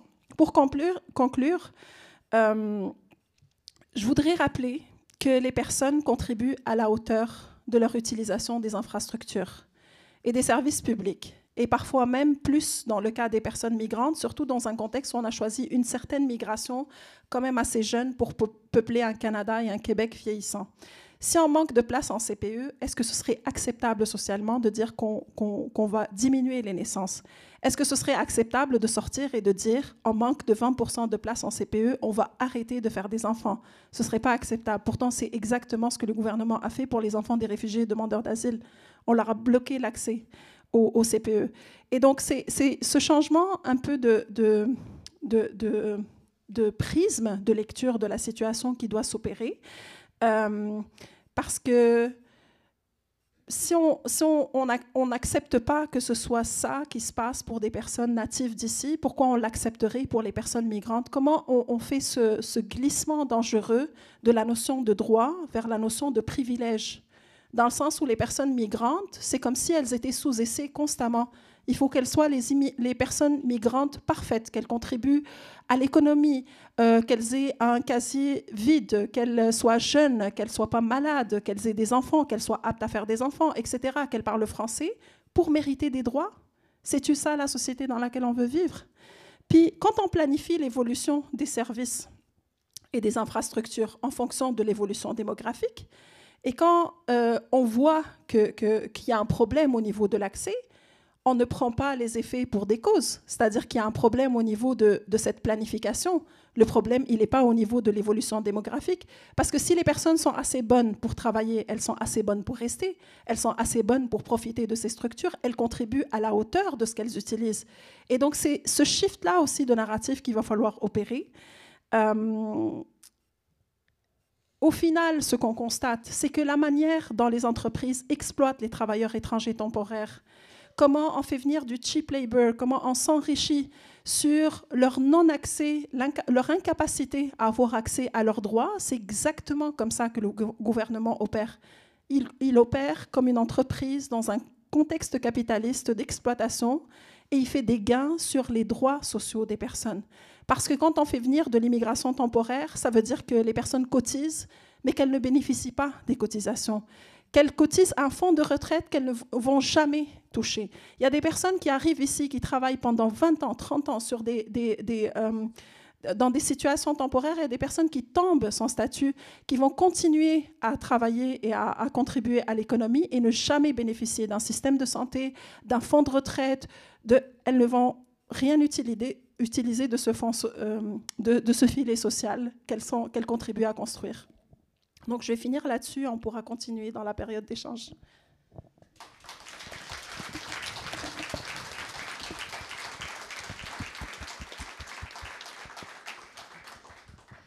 Merci beaucoup, Amel. Je suis désolée de t'interrompre dans cet élan. Je parle déjà vite. Oui, mais non, mais c'est... Puis désolée de vous avoir fait entendre François Legault ce soir. Non, c'est de blague. Mais merci, non, sans blague, merci d'avoir introduit les capsules que vous avez préparées avec l'Observatoire parce que c'est des enjeux sur lesquels on n'a pas l'habitude, peut-être souvent, d'y aller par l'humour pour c'est ça, démystifier une question ou faire passer un point de vue. Donc, ça me paraît bien utile. J'ai vu beaucoup de sourires dans la salle. Puis merci beaucoup à vous deux pour vos interventions. Je pense que ça donne quand même un portrait d'ensemble extrêmement riche et clair.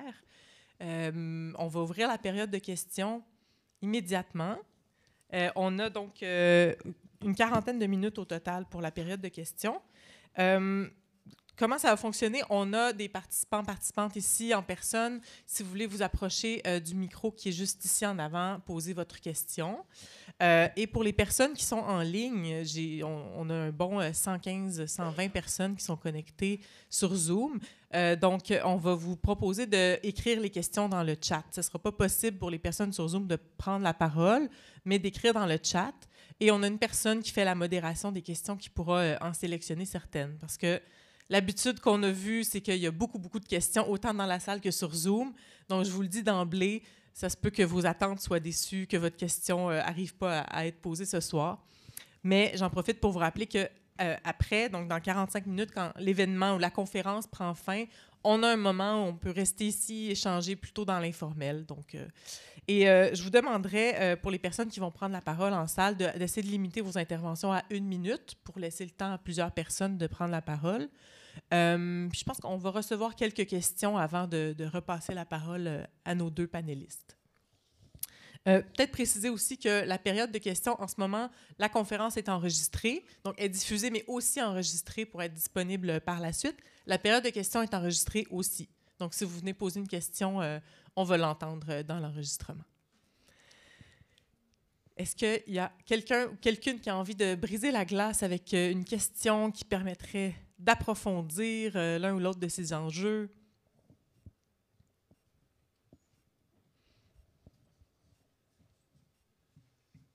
Bonsoir tout le monde. Franz André, comité d'action des personnes sans statut. En fait, je vais essayer de rester le plus court possible. C'est plus des témoignages pour soutenir ce que vous avez énoncé ce soir. Et merci beaucoup Stéphanie Hamel, encore une fois. Beaucoup plus ta présentation qui me revient. Ça fait déjà depuis 2015 que j'accompagne des demandeurs d'asile. Et tout le discours, le narratif qu'on a présentement, autant de du gouvernement M. Legault, mais de Trudeau également, amène une détresse extraordinaire. On a créé un contexte extrêmement toxique pour des demandeurs d'asile qui sont venus ici chercher une nouvelle vie et qui contribuent de leur arrivée dans une économie et une culture. Et malheureusement, on leur ferme la porte.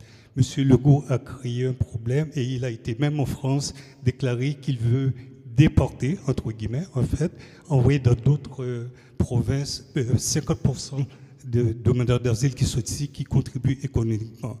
La question de M. Trudeau, et vous l'avez marqué, la question des chiens et des chats, c'était la communauté haïtienne que M. Trump visait, à savoir qui mange des chiens et des chats à Springfield.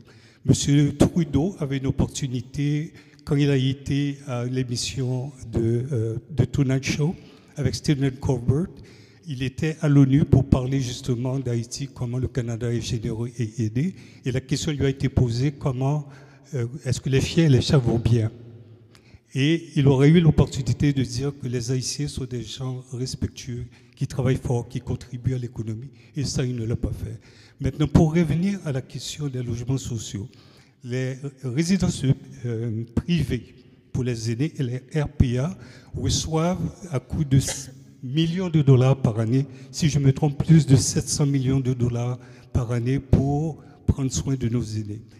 Ma mère est dans une résidence personnes âgées, manoir Outremont, que j'ai pénalisé l'année dernière. Ils ont 350 appartements, dont 100 appartements sont libres. Ils sont en train de faire des rénovations parce que le Québec finance leur rénovation.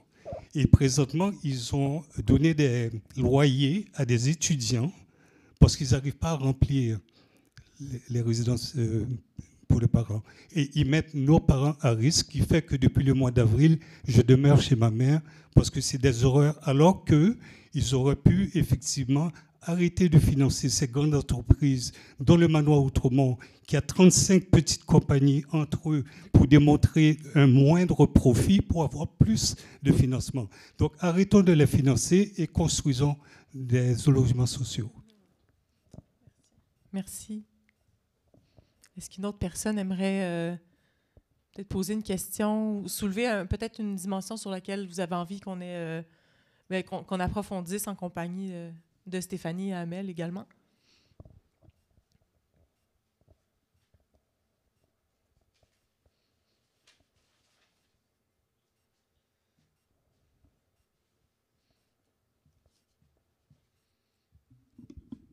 Bonsoir, je suis Nicole Jeté. Je pense que ce que vous apportez ce soir démontre comment les décideurs financiers et politiques utilisent les préjugés pour continuer à améliorer leur portefeuille individuel. Je vis dans une résidence personnes âgées, le Mont-Carmel, plusieurs d'ici le connaissent sans doute. Je fais partie des gens qui résistent grâce à la solidarité. Alors, comment défaire les préjugés entre les personnes appauvries? Pour moi, c'est le défi, et ce que vous apportez ce soir est un élément, mais comment mettre au grand jour cette hypocrisie manipulée par les préjugés? C'est la plus vaste des questions, mais très pertinente. Merci. Linda, tu peux venir au micro. Si ça ne t'indispose pas, ça serait plus sympathique que moi qui regarde mon téléphone. Donc, Linda, en fait, va pouvoir prendre quelques questions là, qui surgissent dans le Zoom. Okay. La première, outre s'informer et sensibiliser notre entourage, avez-vous des suggestions d'actions que nous pouvons entreprendre? Il faut que je lise les autres avant de les lire. Je m'assois ici. Bien, c'est déjà un bon début. S'il n'y a personne d'autre dans la salle qui veut prendre la parole immédiatement, je peux déjà redonner la parole à nos panélistes pour... on est beaucoup sur les pistes d'action, quel rôle on peut jouer dans tout ça. Donc, est-ce que vous avez des réflexions à ce sujet?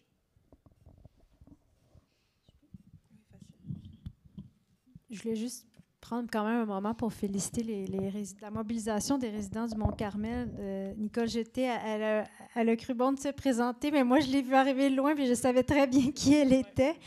Bravo, parce que c'est un modèle de mobilisation. Évidemment, les RPA, nous, on pense qu'il faudrait aussi les socialiser, parce que c'est un modèle qui est dans le privé, il y en a des RPA au SBL, là, mais justement, avec tout dont on parlait, les rénovations à faire, avec le scandale des gicleurs, puis tout ça, c'est pas viable de les rénover, puis on les voit fermer. Donc, je voulais juste dire, vous nous demandez quoi faire, mais je trouve que vous l'avez bien fait. Là. Vous avez mobilisé aussi tout le quartier, l'arrondissement. Je veux dire, c'est une lutte qui n'est pas finie, mais je trouvais que vous étiez déjà un bel exemple. Là.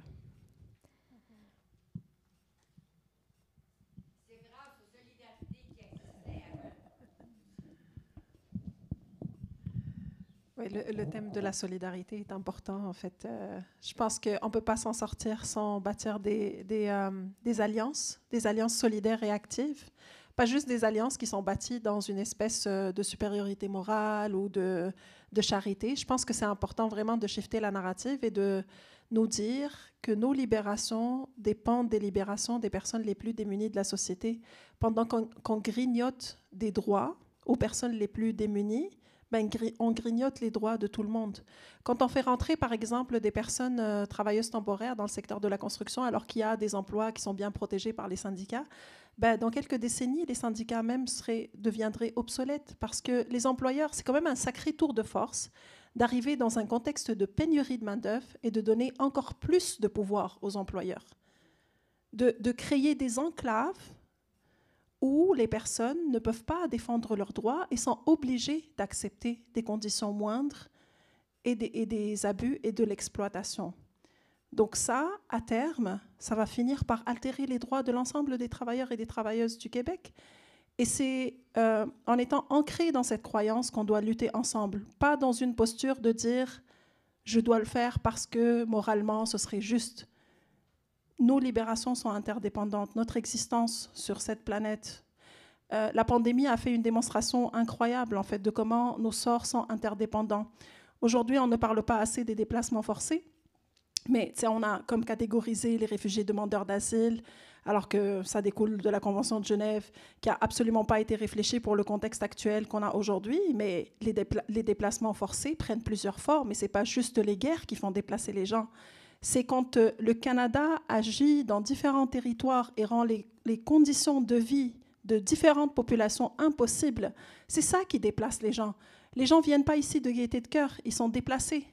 Quand il y a des conditions climatiques difficiles, quand il y a des violences économiques, quand il y a de l'appauvrissement, les gens n'ont pas le choix que de se déplacer pour survivre.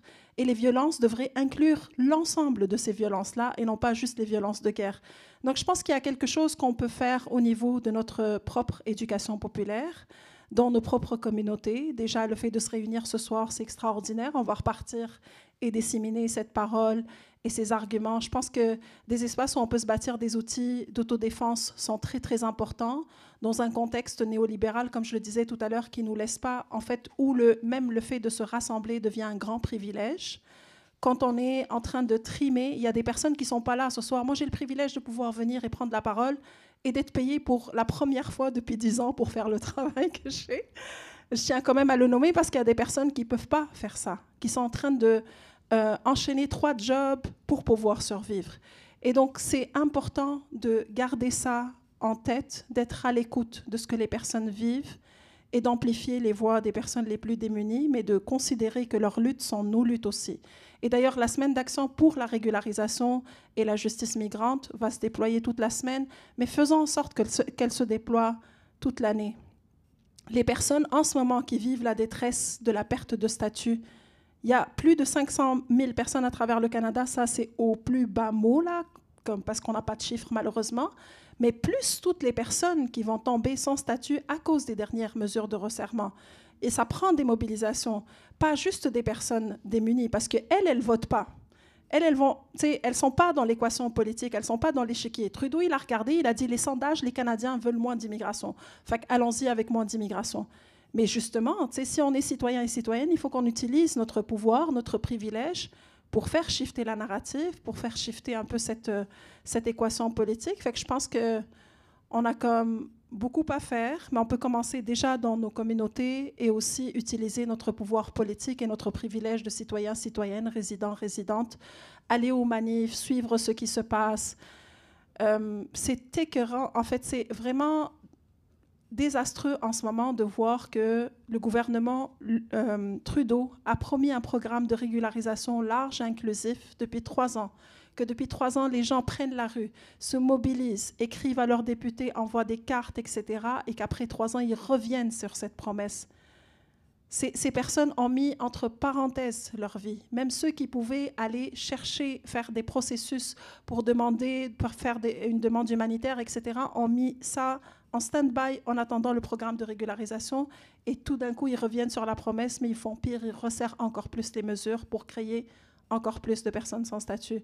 Donc, je pense que ça mériterait notre attention. On devrait être beaucoup plus nombreux et nombreuses à manifester aux côtés de ces personnes dans la rue et à faire tout le nécessaire. L'éventail des actions politiques est large. Ce n'est pas juste le vote, c'est comme nous organiser à tous les jours et suivre ce qui se passe sur le terrain, soutenir les personnes, être là pour eux et elles, parce que finalement, on est là pour nous-mêmes, en fait.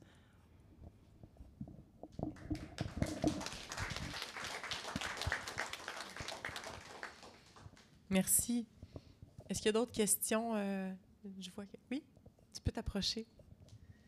J'aimerais mentionner, pendant qu'elle s'approche, que il faut souligner aussi que dans la campagne pour la régularisation, là, c'est des groupes qui se sont rassemblés au moment où cette promesse-là a été faite d'avoir un programme inclusif et large. Mais avant ça, depuis tellement longtemps, les personnes qui assument le leadership de cette lutte pour les droits des personnes sans statut ou à statut précaire, ce sont les personnes sans statut ou à statut précaire elles-mêmes qui donc assument le fardeau de cette précarité migratoire en plus du fardeau de la lutte. Donc, c'est vraiment des occasions où tous les autres, nous sommes interpellés pour être solidaires, donc des occasions à saisir à tout prix. Amel, Stéphanie, merci beaucoup pour vos présentations. J'espérais utiliser la période des questions-réponses pour revenir sur Emploi. Donc, vos 2 présentations ont été légèrement écourtées. Manque de temps. Stéphanie, à la fin, vous parliez des pistes de solutions pour la crise de l'itinérance. Est-ce que ce serait possible de revenir sur ces diapositives et de parler un peu plus en profondeur donc des points mentionnés? Merci. Merci. C'est bien, ça va nous donner l'occasion de changer le logo du gouvernement du Québec qui est à l'affiche depuis. Est-ce qu'il y a d'autres questions? Est-ce qu'il y a des questions des personnes sur Zoom ou d'autres questions des personnes dans la salle? On peut en prendre quelques-unes avant de... Oui. Bonsoir. De 160 000... Je suis désolée. Je ne veux pas vous couper avec... Je vais attendre. Bonsoir, Sébastien Otis, Commission des droits de la personne. Je voulais vous féliciter pour la présentation de ce soir qui était très instructive. J'ai personnellement appris des choses. Je voulais vous confirmer le grand désarroi des personnes nouvellement arrivantes au Québec qui se font, oui, vendre du rêve avec la vidéo qui nous a été présentée, mais qui vivent beaucoup de désarroi avec tous ces permis ouverts, permis fermés de travail. J'ai eu l'occasion de participer de tenir un kiosque, en fait, pour la Commission des droits de la personne dans 5 foires de l'emploi récemment. Et les gens ne connaissent pas leurs droits, ne savent pas qu'il est anormal qu'un employeur pose des questions sur l'intention d'avoir des enfants dans le cadre d'une entrevue d'embauche, sur si les gens ont une grande famille, comment ils ont d'enfants, d'où ils proviennent, toutes des questions qui sont interdites par la Charte des droits et libertés. Ce que je voulais porter à votre attention, c'est que l'objectif de nos kiosques au Foire de l'emploi, c'était de parler de droit en emploi, mais l'essentiel des questions qui nous étaient posées concernait la discrimination en matière de logement.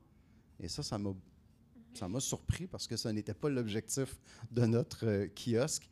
Et il y avait beaucoup de témoignages de gens qui vivent de la discrimination, qui font face à des pratiques discriminatoires en matière de logement. Et il n'y avait pas d'organisme présent pour soutenir les personnes, y compris au Salon de l'immigration. Et l'une des raisons pour laquelle il n'y avait pas de soutien qui leur était proposé en matière de logement, c'est que les coûts d'inscription sont faramineux à ce type d'événement.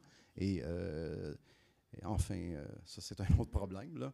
Mais donc, mon objectif, c'était de vous remercier pour la présentation de ce soir, puis vous confirmer qu'il y a véritablement beaucoup de désarroi au niveau des personnes nouvellement arrivantes au Québec, qui sont très rapidement désillusionnées vis-à-vis d'un paquet de défis qui les attendent, notamment en matière de discrimination. Voilà, merci. Merci. Quelques questions, vous allez noter pour. OK. Donc, il y avait d'autres questions sur qu'est-ce qu'il est possible de faire, mais Amel, tu as un peu répondu. Donc, il y a une question: comment expliquer le peu d'esprit critique de la part des médias qui rapportent les fausses informations des gouvernements? Ensuite, il y a une personne qui dit aussi s'il y a une grande problématique de logement, de services sociaux, qu'il n'y a pas de pénurie de main-d'œuvre et surtout que le Québec perd qu'il y a un recul du français à cause des personnes immigrantes. Alors, pourquoi le gouvernement du Québec, avec le programme Québec en tête, a été en Colombie il y a quelques mois pour faire du recrutement, une campagne de recrutement en espagnol? Donc, je pense que c'était plus une question rhétorique. Et aussi, ne serait-ce pas aussi pertinent de dire que les gouvernements du Canada et du Québec sont dans un registre clairement néocolonialiste? Bon, mais il y a du stock. Je veux répondre à accéder à la demande de tout à l'heure. Je n'étais pas certaine, je n'ai pas invoqué de piste de solution pour la crise d'itinérance. Je parlais à la crise du logement en premier lieu. Et bien sûr, elles sont corrélées, mais il y a des enjeux spécifiques à l'itinérance que je vais laisser aux personnes dont c'est le mandat de le faire. Je pense que je sais pas si c'est quand je parlais des solutions rapides. Dans tous les cas, c'est sûr que nous, par rapport à la...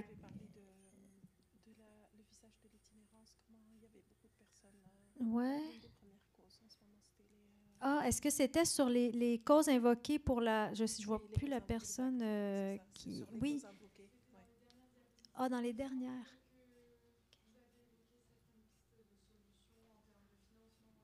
Ah oui, OK. OK. Bien, là où je suis allée rapidement, c'était sur les solutions rapides. Tu sais, la solution structurelle, je pense que les gens connaissent la cassette là, du Frappru, puis on aura du matériel sur la socialisation qui passe par des programmes et tout ça.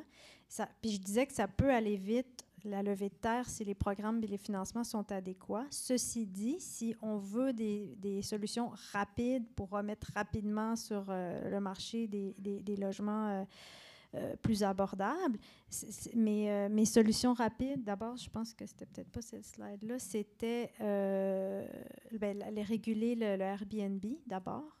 Il y avait les villes ont maintenant un pouvoir de se doter d'une réglementation sur les logements vacants et sous-utilisés.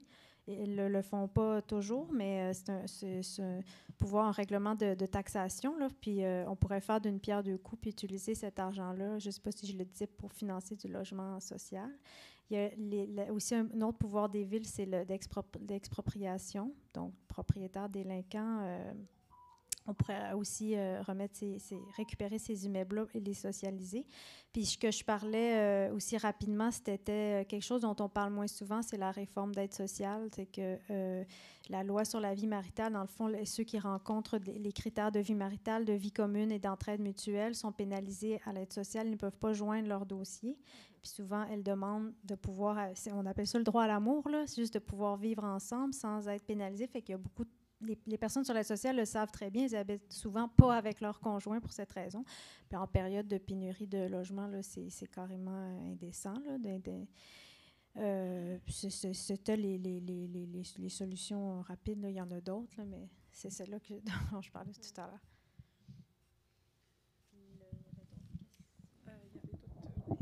Par rapport au rôle des médias qui transmettent la désinformation, si c'est un sujet qui vous interpelle, il y avait ça aussi. Oui, ben, ça aussi, c'est assez complexe parce que il y a autant des médias qui jouent le jeu, évidemment, puis on le voit beaucoup avec tous les chroniqueurs et chroniqueuses qui roulent à ça. Là, c'est leur fonds de commerce, ils vont surfer là-dessus. D'ailleurs, les médias ont construit en fait un peu la base qui a permis à la CAQ de même pas être identifiée comme un discours de droite ou d'extrême droite. Je n'ai pas besoin de nommer des noms, je pense que vous avez en tête les personnes dont je parle. Mais il y a aussi un contexte de grosses coupures aussi dans les médias, où on roule à la performativité, à produire de l'article rapidement. Moi, je travaille avec beaucoup de journalistes alliés, notamment qui sont assez experts et expertes sur l'immigration. Ça, c'est un enjeu aussi, là. Il faut que les journalistes comprennent bien ces enjeux. C'est assez complexe et le gouvernement fait en sorte que ça le devienne de plus en plus, en ajoutant toujours plus de catégories, en faisant plein de mesures. Rien que les mesures annoncées de resserrement, ça nous a pris comme plusieurs semaines avec ma collègue pour pouvoir juste nous démêler là-dedans et faire quelque chose qui soit digeste et accessible au grand public. Mais c'est ça aussi, les journalistes vivent aussi cette réalité où ils doivent rouler à 300 à l'heure et ils n'ont pas souvent le temps et la capacité de fouiller les sujets ou d'aller chercher une contre-narrative. Donc, je pense que c'est un peu à l'image aussi de tout le reste, là, comme dans un contexte néolibéral où on essaye de survivre. Les médias, on peut les compter même pas sur les doigts d'une main. Les médias qui font du travail journalistique sérieux, il y a moins de budget pour le travail d'enquête, pour les dossiers fouillés, etc., etc. Fait qu'on est comme plus sur de la consommation médiatique. Puis aussi, les gens comment dire? C'est-à-dire qu'on a aussi comme un rythme de vie assez rapide. On est plus sur les réseaux sociaux. Notre capacité à être attentif, à lire des dossiers, à lire du contenu fouillé, elle est aussi restreinte. Fait que les médias s'adaptent aussi à cette nouvelle réalité. Quand on pense à la génération un peu plus jeune, c'est pour ça qu'à l'Observatoire, par exemple, on essaye plus d'aller vers du format numérique, de la vidéo courte, etc. Mais ça implique des coûts, des moyens, une capacité à produire. Puis je pense que c'est ça. Il y a du blâme, certes, plus du côté de ceux qui ne sont pas des journalistes, justement, plus les chroniqueurs, ceux qui produisent de l'opinion. Mais je pense que les vrais journalistes aussi ont beaucoup de difficultés à suivre la cadence. En ce moment, je pense, depuis quelques semaines, là, si je ne me trompe pas, depuis qu'ils ont commencé les mesures de resserrement, il y a eu des annonces quasiment quotidiennes, là. Comme, je ne sais pas si vous réalisez à quel point c'est difficile même de suivre ça. Juste comme produire un article pour chaque nouvelle mesure, aller fouiller, aller chercher des réactions, des entrevues, des personnes concernées, touchées par les mesures. Recul du français, recrutement en Colombie.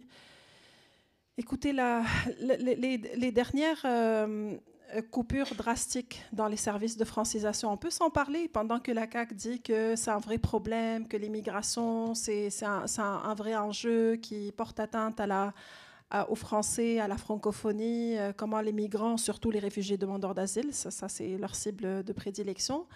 Mais il y a eu des coupures drastiques dans les services de francisation. Et la francisation, ce n'est pas juste pour la cohésion sociale et l'identité du Québec. C'est aussi pouvoir vivre en français, se défendre en français, comprendre les mesures de sécurité quand on travaille dans un contexte qui peut être dangereux. Beaucoup de travailleurs et de travailleuses temporaires qui viennent des pays d'Amérique latine, d'abord, déjà, ils enchaînent des semaines pas possibles de travail. Quand est-ce qu'ils vont avoir le temps de faire de la francisation? Si les cours, en plus, ne sont même pas proposés à proximité, si on pense à des lieux où on est plus en région, dans un contexte où il y a un désert de service ou pas de cours disponibles à proximité. Mais c'est ça, c'est aussi de dire, finalement, à qui ça sert de couper dans la francisation? Et quand on va chercher des travailleurs et des travailleuses qui ne parlent pas et qui ne comprennent pas le français, à qui ça bénéficie? Ça bénéficie à un employeur qui ne veut pas que ce travailleur-là comprenne ses droits, puisse appeler, aller chercher des ressources, puisse se défendre contre le système. Donc, c'est aussi ça qu'il y a dans l'équation. Registre néocolonialiste, absolument. Je pense que même s'il n'y a pas une histoire coloniale, je le dis souvent d'ailleurs, même s'il n'y a pas une histoire coloniale entre le Québec et certains territoires, le Canada est dans un prolongement de dynamique néocoloniale parce que la colonisation implique l'exploitation des ressources. L'exploitation et l'extractivisme, ça peut aussi se manifester dans la manière dont le Canada agit en ce moment vis-à-vis des ressources humaines. Quand il va chercher des travailleurs, mettons, on va prendre ceux qui ne sont pas les plus démunis, là, la catégorie travailleurs qualifiés. Est-ce que vous réalisez que c'est des personnes sur qui le Canada a dépensé $0, qui ont été instruits par leur propre pays, qui sont l'élite de ces pays-là, qu'on va aller chercher par centaines de milliers, qui viennent ici tout prêts à travailler, mais en plus dont on ne reconnaît pas le diplôme, attention, fait qu'on les remet dans des postes où ils sont sous-payés, donc ils restent quand même toujours dans une certaine précarité. Et donc, si ce n'est pas une dynamique néocoloniale, je ne sais pas comment on pourrait l'appeler, si ce n'est pas une dynamique impérialiste où on va vider plusieurs pays du Sud. Récemment, une nouvelle avait attiré mon attention. Il y a une vraie crise, par exemple, dans certains pays. L'OMS avait dit de ne plus aller chercher des infirmières dans les pays d'Afrique. Ils ont même, comme le Québec a dit qu'il allait respecter ça, mais qu'il allait quand même continuer à aller chercher des infirmières en Tunisie.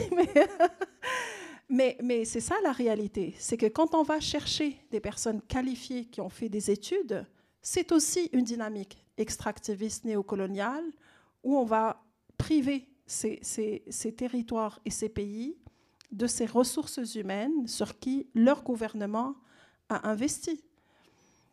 Donc oui, l'équation... Puis Sébastien Autis, merci pour votre intervention. En ce moment, on travaille d'ailleurs avec la Commission des droits de la personne, avec des personnes qui sont dans la division éducation. Et justement, l'un des choses que les gens ignorent, mais quand je dis les gens, même des personnes qui sont censées être dans des institutions qui protègent les droits des personnes migrantes, c'est que la Charte des droits des personnes, elle s'applique à tout le monde, peu importe le statut. Elle ne fait pas de discrimination en fonction du statut.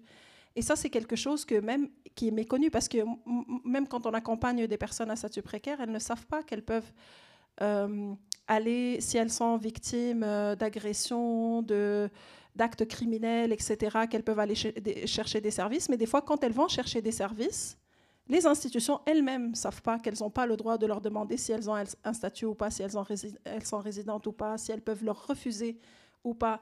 Récemment, c'est pas si récent, ça va faire une année là, mais la ville de Toronto avait fait cette gaffe. Ils ont, à un moment, la municipalité a décidé, parce que les centres d'hébergement sont régis par la municipalité, et ils ont décidé d'interdire l'accès aux personnes migrantes. Et il y a des personnes qui ont challengé ça, qui sont allées porter plainte à l'ombudsman, et l'ombudsman a lancé une enquête là-dessus parce que la ville n'a pas le droit de discriminer les personnes en fonction de leur statut. Donc vous voyez, même les grosses institutions là, qui sont censées quand même connaître par cœur la Charte des droits et libertés, elles ne les connaissent pas. Donc des fois, c'est aussi tout un travail justement de mettre l'accent là-dessus et de faire en sorte que les gens le sachent. Merci. Oui, c'est nous. Vous pouvez vous approcher du micro?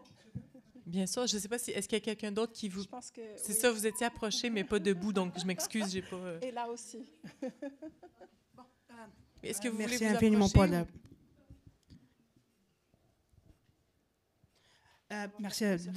Merci infiniment pour la présentation. Moi, je voulais juste donner un témoignage d'une personne qui est venue, ça fait le mois de juin, ici au Canada. C'est un demandeur d'asile. Il voulait être honnête. Il a dit qu'il a ramené $2,000. Ça veut dire qu'il ne peut pas bénéficier de l'aide sociale. Bon, il a demandé l'asile à l'aéroport. Bon, au début, il a allé aux hôtels pour faire les débuts les procédures pour avoir le statut. Bon, il y a quelques-uns de communautés, ils l'ont hébergé pendant 2 mois, mais il est arrivé à $0 au moment, c'est assez 1, 2, il n'a pas de l'argent pour louer parce qu'il n'a pas d'argent. Troisièmement, il ne peut pas rester trop longtemps chez les gens de la communauté. Il était obligé d'être un SDF pendant 4 jours. Il dormait. Heureusement, il est venu en été. Imagine-toi, quelqu'un qui est venu à ces conditions-là à l'hiver. Voilà, en voyant l'hiver du Canada.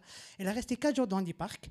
Et je reviens à ce qu'elle a dit. Heureusement, il y avait de la solidarité de la communauté parce qu'il y a des gens qui sachent que cette personne-là, elle a resté 4 jours dehors dans des parcs. On a essayé de ramener quelques argent pour l'aider d'avoir une chambre de colocation. Imagine, une colocation actuellement à $600. Difficilement, c'est moi qui, heureusement, il ne connaît même pas l'arabe, il parle arabe, il ne connaît pas le français ou l'anglais. Heureusement, j'étais là disponible, j'étais interprète. Je vous jure, c'est difficilement qu'il a eu l'aide sociale. Malgré il a $0, il a habité 4 jours dehors, et ben c'est difficile qu'il a obtenu. On a fait 3 fois la demande. On l'a ramené à Al-Praïda. Il y a des auberges spéciales dans ce cas-là, ils l'ont refusé.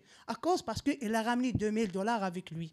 Mais $2,000 pendant 2 mois, c'était fini, il n'a pas de revenus. Voilà, je voulais juste vous montrer un victime de ça. Même pour qu'il aille, il a eu l'aide sociale actuellement, il a eu $600 par mois pour une chambre. Et l'aide sociale, c'est $800. Est-ce qu'il peut vivre comme ça? Voilà, ça veut dire en plus, pour avoir... il a resté presque...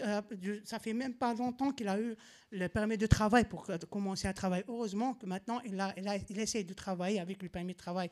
Mais une personne qui ne connaît pas les procédures, qui ne connaît pas la langue, imagine, il ne connaît pas la communauté, il ne connaît personne ici. Comment il va faire? Voilà, c'est ça. Ma question dans tout ça, par exemple, s'il y avait d'autres cas pareils, est-ce que vous pouvez me donner, par exemple, il y a des organismes ou des associations qui peuvent prendre en charge des cas pareils, des personnes, soit pas pour l'héberger, mais au moins connaître leurs droits et les procédures. Merci. Merci pour cet exemple. C'est aussi un exemple de la façon dont une foule de droits deviennent très difficiles à exercer pour une personne quand elle est mise dans cette situation de vulnérabilité extrême. Pour ce qui est des ressources, on pourra peut-être se parler après. Je pensais spontanément à la clinique Justice Migrante, donc on pourra peut-être se reparler par la suite. Donc, n'hésitez pas à vous approcher du micro. Ça va sûrement être la dernière série de questions, là, les 3 personnes que je vois prête à poser une question? Bonsoir, merci pour organiser cette soirée. Moi, ma question, c'est plus... je me suis souvent demandé comment est-ce qu'on est arrivé ici. Parce que moi, ça fait comme plusieurs années, c'est sûr qu'il y a eu la pandémie, mais on dirait que je reconnais plus la ville, je reconnais plus le Québec.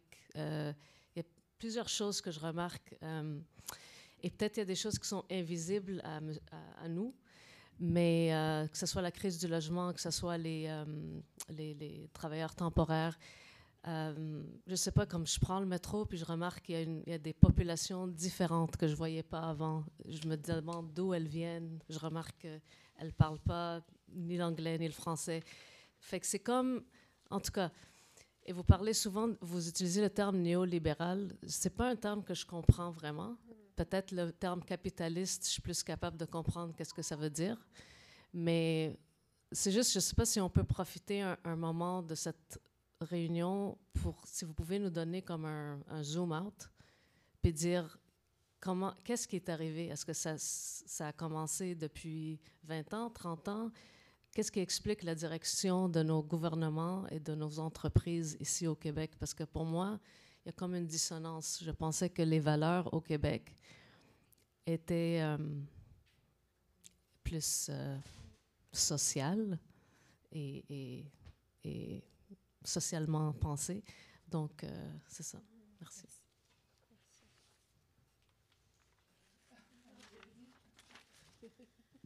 Bonsoir. Vous m'entendez? OK. Justement, je voudrais revenir sur la présentation d'Amel par rapport à ce discours marketing autour du Canada et autour du Québec, justement pour le recrutement de personnes extérieures pour qu'elles puissent venir s'installer ici, des travailleurs souvent qualifiés ou plus ou moins qualifiés. Et justement, quand elles arrivent ici, il y a peu ou pas d'infrastructures, il y a une crise du logement, donc ça ramène de la frustration et justement beaucoup désillusions. Et aussi le fait qu'il y a beaucoup de politiques justement qui gèlent l'immigration. Là, on a eu pas mal d'annonces ces derniers temps. Et je voudrais savoir, est-ce que, j'ai deux petites questions. Est-ce qu'il y a des données sur le fait qu'il y a, en ce moment, le fait qu'il y a peu d'infrastructures, qu'il y a des illusions, et le fait qu'il y a des politiques anti-immigration?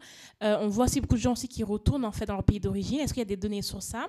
Et ma deuxième question, c'est est-ce que aussi on n'assiste pas à un gouvernement qui est très schizophrène, qui a la volonté de faire rouler son économie sur l'immigration, mais qui a un discours anti-immigration et qui ne met pas en fait en place des infrastructures pour justement accueillir toutes les personnes qui viennent en fait vivre au Canada et au Québec. Merci beaucoup. Oui, la dernière. Ok, ça va être rapide. Donc bonjour, merci beaucoup à toutes les deux. J'ai le plaisir de travailler depuis peu de temps avec Amel à l'Observatoire. Ma question, c'est plus dans l'optique, dans cette idée de nous outiller intellectuellement et puis de continuer à développer un plaidoyer pour des droits, accès à des droits fondamentaux inconditionnels. Je me demandais comment on peut, en fait, d'après vous, vous avez un petit peu abordé ça toutes les deux, mais comment on peut justement, dans cette optique de dire que toute personne qui vit au Canada a le droit, au fait, tout le monde devrait avoir les mêmes droits, comment, pour soutenir ce plaidoyer-là, on peut sortir de ce discours dominant, tu l'as un petit peu mentionné, Amel, qui est vraiment le discours néolibéral de « Ah, les demandeurs d'asile sont ici, ils travaillent, ils et elles, je perds un petit peu mes mots, en tout cas, ils apportent économiquement quelque chose à la société, etc. Donc, ils devraient avoir accès à des garderies subventionnées. Les travailleurs temporaires sont ici, ils font des jobs que les Québécois et Québécoises ne veulent pas faire, donc ils devraient avoir... Et j'ai l'impression que malgré nous, on est encore dans ce discours, beaucoup, et on devrait sortir et réinventer ça, parce que là, on continue sans le savoir... on continue de nourrir et de rester dans ce cadre justement du mérite. Et c'est pas bon, parce que c'est ce que le gouvernement veut, c'est comme ça que le néolibéralisme fonctionne. Alors vous avez un petit peu évoqué tout à l'heure, toutes les deux, enfin, je pense que déjà avoir un contexte plus large, historique aussi, ça nous permet de déconstruire pas mal. Mais je sais pas si on a le temps de C'est ça, nous donner un peu des pistes pour ça. Mais c'était ça ma question, merci.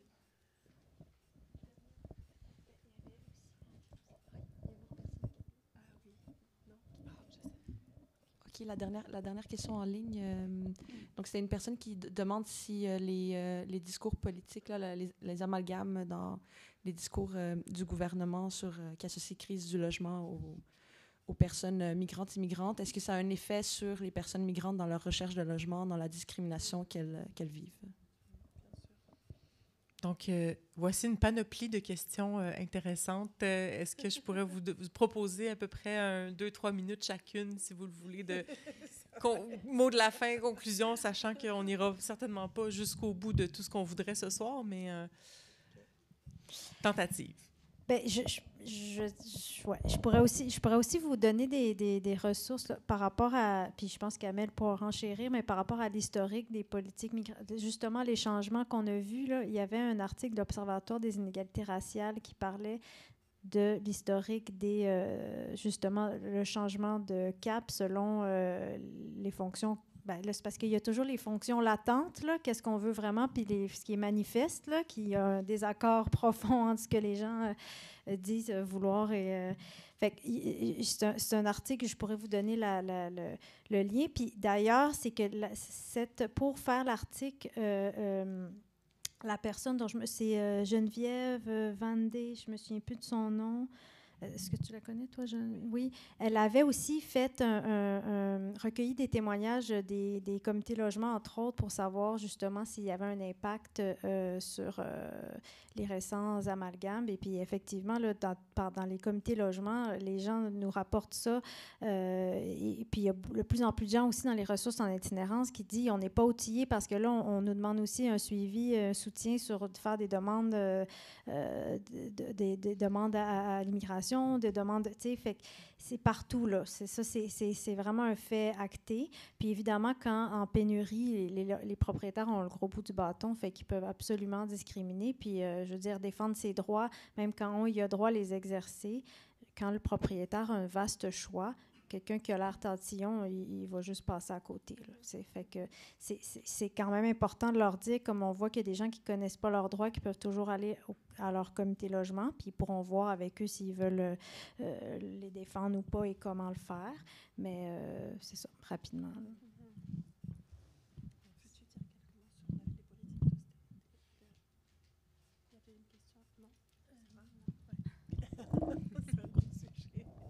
Bon, en 2-3 minutes, malheureusement, je ne pourrai pas répondre aux questions, mais on pourra rester puis échanger juste après le panel.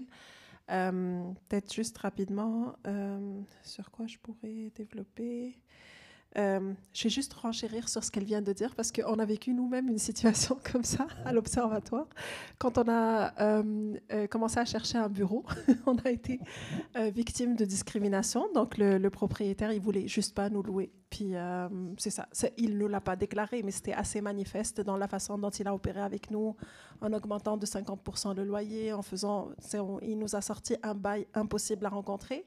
Mais quand on a déménagé de ce bureau pour prendre un autre bureau, on n'a pas réussi à avoir une assurance parce que les assureurs disaient littéralement, si c'est un observatoire pour la justice migrante, l'immigration, c'est controversé en ce moment, on ne veut pas assurer ce genre d'activité.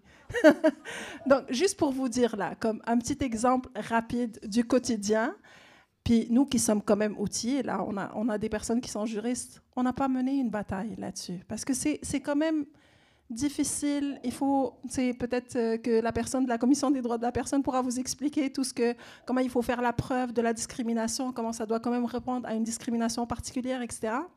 Fait que ça demande quand même beaucoup de temps et d'énergie. Et quand on est une personne immigrante qui n'a pas ce temps-là, mais des fois d'autres barrières systémiques dans la langue, la connaissance du système, etc., je l'ai vécu moi-même il y a quelques années quand je suis arrivée ici, ça devient vraiment un parcours du combattant et de la combattante d'avoir accès à ses droits. Et ce n'est pas normal, en fait. Ce n'est pas normal que ce soit un parcours du combattant pour avoir accès à ses droits. Comment on en est arrivé là? Je pense que les politiques d'austérité ne se font pas ressentir en une année ou deux. Ça prend quelques décennies pour qu'on le sente. Et c'est en ce moment qu'on est en train de le sentir, de le ressentir. Mais juste dire que aussi la question de l'immigration, elle n'est pas récente.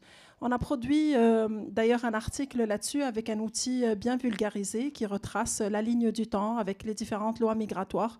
C'est un continuum, ça n'a jamais cessé. En fait, ça a toujours été là. Tout ce système, avant même la fondation du Canada, comment on a toujours créé une enclave par le biais des lois en immigration et des pratiques pour garder une certaine frange de l'immigration en dehors de l'accès aux droits, en dehors de l'accès à la citoyenneté, pour garder une certaine homogénéité d'un Canada blanc, etc., etc. Donc ça, c'est pas récent, c'est pas un phénomène récent. Ce qu'on est en train on est en train d'être témoin en ce moment, c'est quelque chose qui se passe partout dans le monde. Si les frontières se durcissent, c'est pas pour rien, c'est parce qu'il y a un gros gap, il y a un appauvrissement intense et un enrichissement qui fait pas de sens.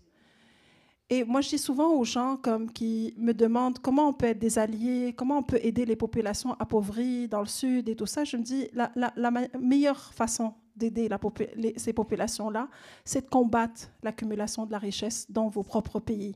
Parce que si cette accumulation est possible, elle est possible grâce à l'appauvrissement de ces populations-là. Encore une fois, c'est une équation, elle est simple, hein, l'équation, elle est vraiment super cohérente. Quand tu disais tantôt... on désinvestit, on met de moins en moins d'argent, mais il y a une démographie qui augmente. Il y a plus d'humains, moins d'investissements. Mais c'est mathématique. On n'a pas besoin, même un gamin de 5 ans pourrait comprendre ça. Donc, comment on n'arriverait pas, en fait, à cette conclusion, à cette situation dans laquelle on est en ce moment? Je pense que c'est peut-être plus visible en ce moment parce qu'en temps de crise, on va voir plus les maux de notre société, mais je nous souhaite d'être capable de voir les vraies raisons de ce qui se déploie sous nos yeux en ce moment et de ne pas tomber justement dans les amalgames qu'on nous sert et dans les réponses simples.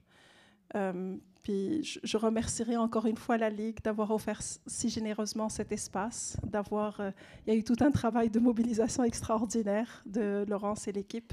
Donc je vous propose de les applaudir chaleureusement. Merci Amel. Vois tout ce que tu peux faire en 3 minutes, c'est génial quand même. Merci beaucoup. Merci beaucoup pour vos questions aussi qui étaient vraiment très intéressantes. Merci à nos 2 panélistes de s'être rendus disponibles. Peut-être, un petit mot de la fin que je préparais en fait, c'était mais je pense que tout a été dit à cet égard-là. J'amène rien de neuf, mais je me disais, le gouvernement en ce moment, on a parlé beaucoup de la crise du logement ce soir, puis on s'est concentré là-dessus. Mais Amel l'a mentionné tantôt, il y a aussi l'immigration qui a été rendue coupable récemment, des difficultés de la DPJ, des menaces pour la langue française, difficultés dans le réseau d'éducation, dans le réseau public de santé, menaces à nos valeurs même, qui se rapportent plus largement à un phénomène d'islamophobie quand même là, qui se déploie au Québec depuis plusieurs années. Toutes ces rhétoriques-là, ces amalgames simplistes, ils sont extrêmement dangereux. Vraiment dangereux. Je pense que je n'ai pas besoin de vous convaincre à ce stade-ci de la soirée, mais dangereux pour une société qu'on veut porteuse de justice sociale puis de droits humains, dans une perspective aussi les droits sont pour tout le monde et personne ne devrait avoir à lutter pour mériter d'avoir des droits. Donc, simplement vous inviter en fait à contrer cet amalgame par rapport au logement, mais tous les autres, par tous les moyens possibles, dans toutes les sphères, que ce soit dans les soupers de famille, dans les médias, dans vos propres réseaux, utilisez les capsules de l'Observatoire pour la justice migrante. Donc, qui passe par l'humour, comme j'ai dit tantôt, j'ai beaucoup apprécié que ce soit ce ton qui permet de rejoindre les gens différemment. Puis j'aimerais vous inviter à devenir membre aussi de la Ligue des droits et libertés parce que si vous êtes membre, vous aurez accès à un verre de vin ou un breuvage à l'arrière. Non, c'est pas vrai. Vous n'avez pas besoin de devenir membre pour ça, c'est une boutade. Mais pour vrai, si vous avez envie de devenir membre, vous pouvez aller à la table d'accueil. Il y a tout le nécessaire pour prendre vos informations ou encore pour vous inscrire à notre infolettre, ce qui ne requiert pas d'être membre. Vous pouvez juste vous inscrire à l'infolettre également. Donc, merci encore. Merci beaucoup aux personnes qui étaient en ligne. En fait, l'intégrale de la conférence va être disponible aussi sur la chaîne YouTube de la Ligue dans les prochains jours. Donc, vous aurez aussi une occasion de partager l'intégralité à vos proches si vous le souhaitez. Merci énormément pour cette soirée. Merci.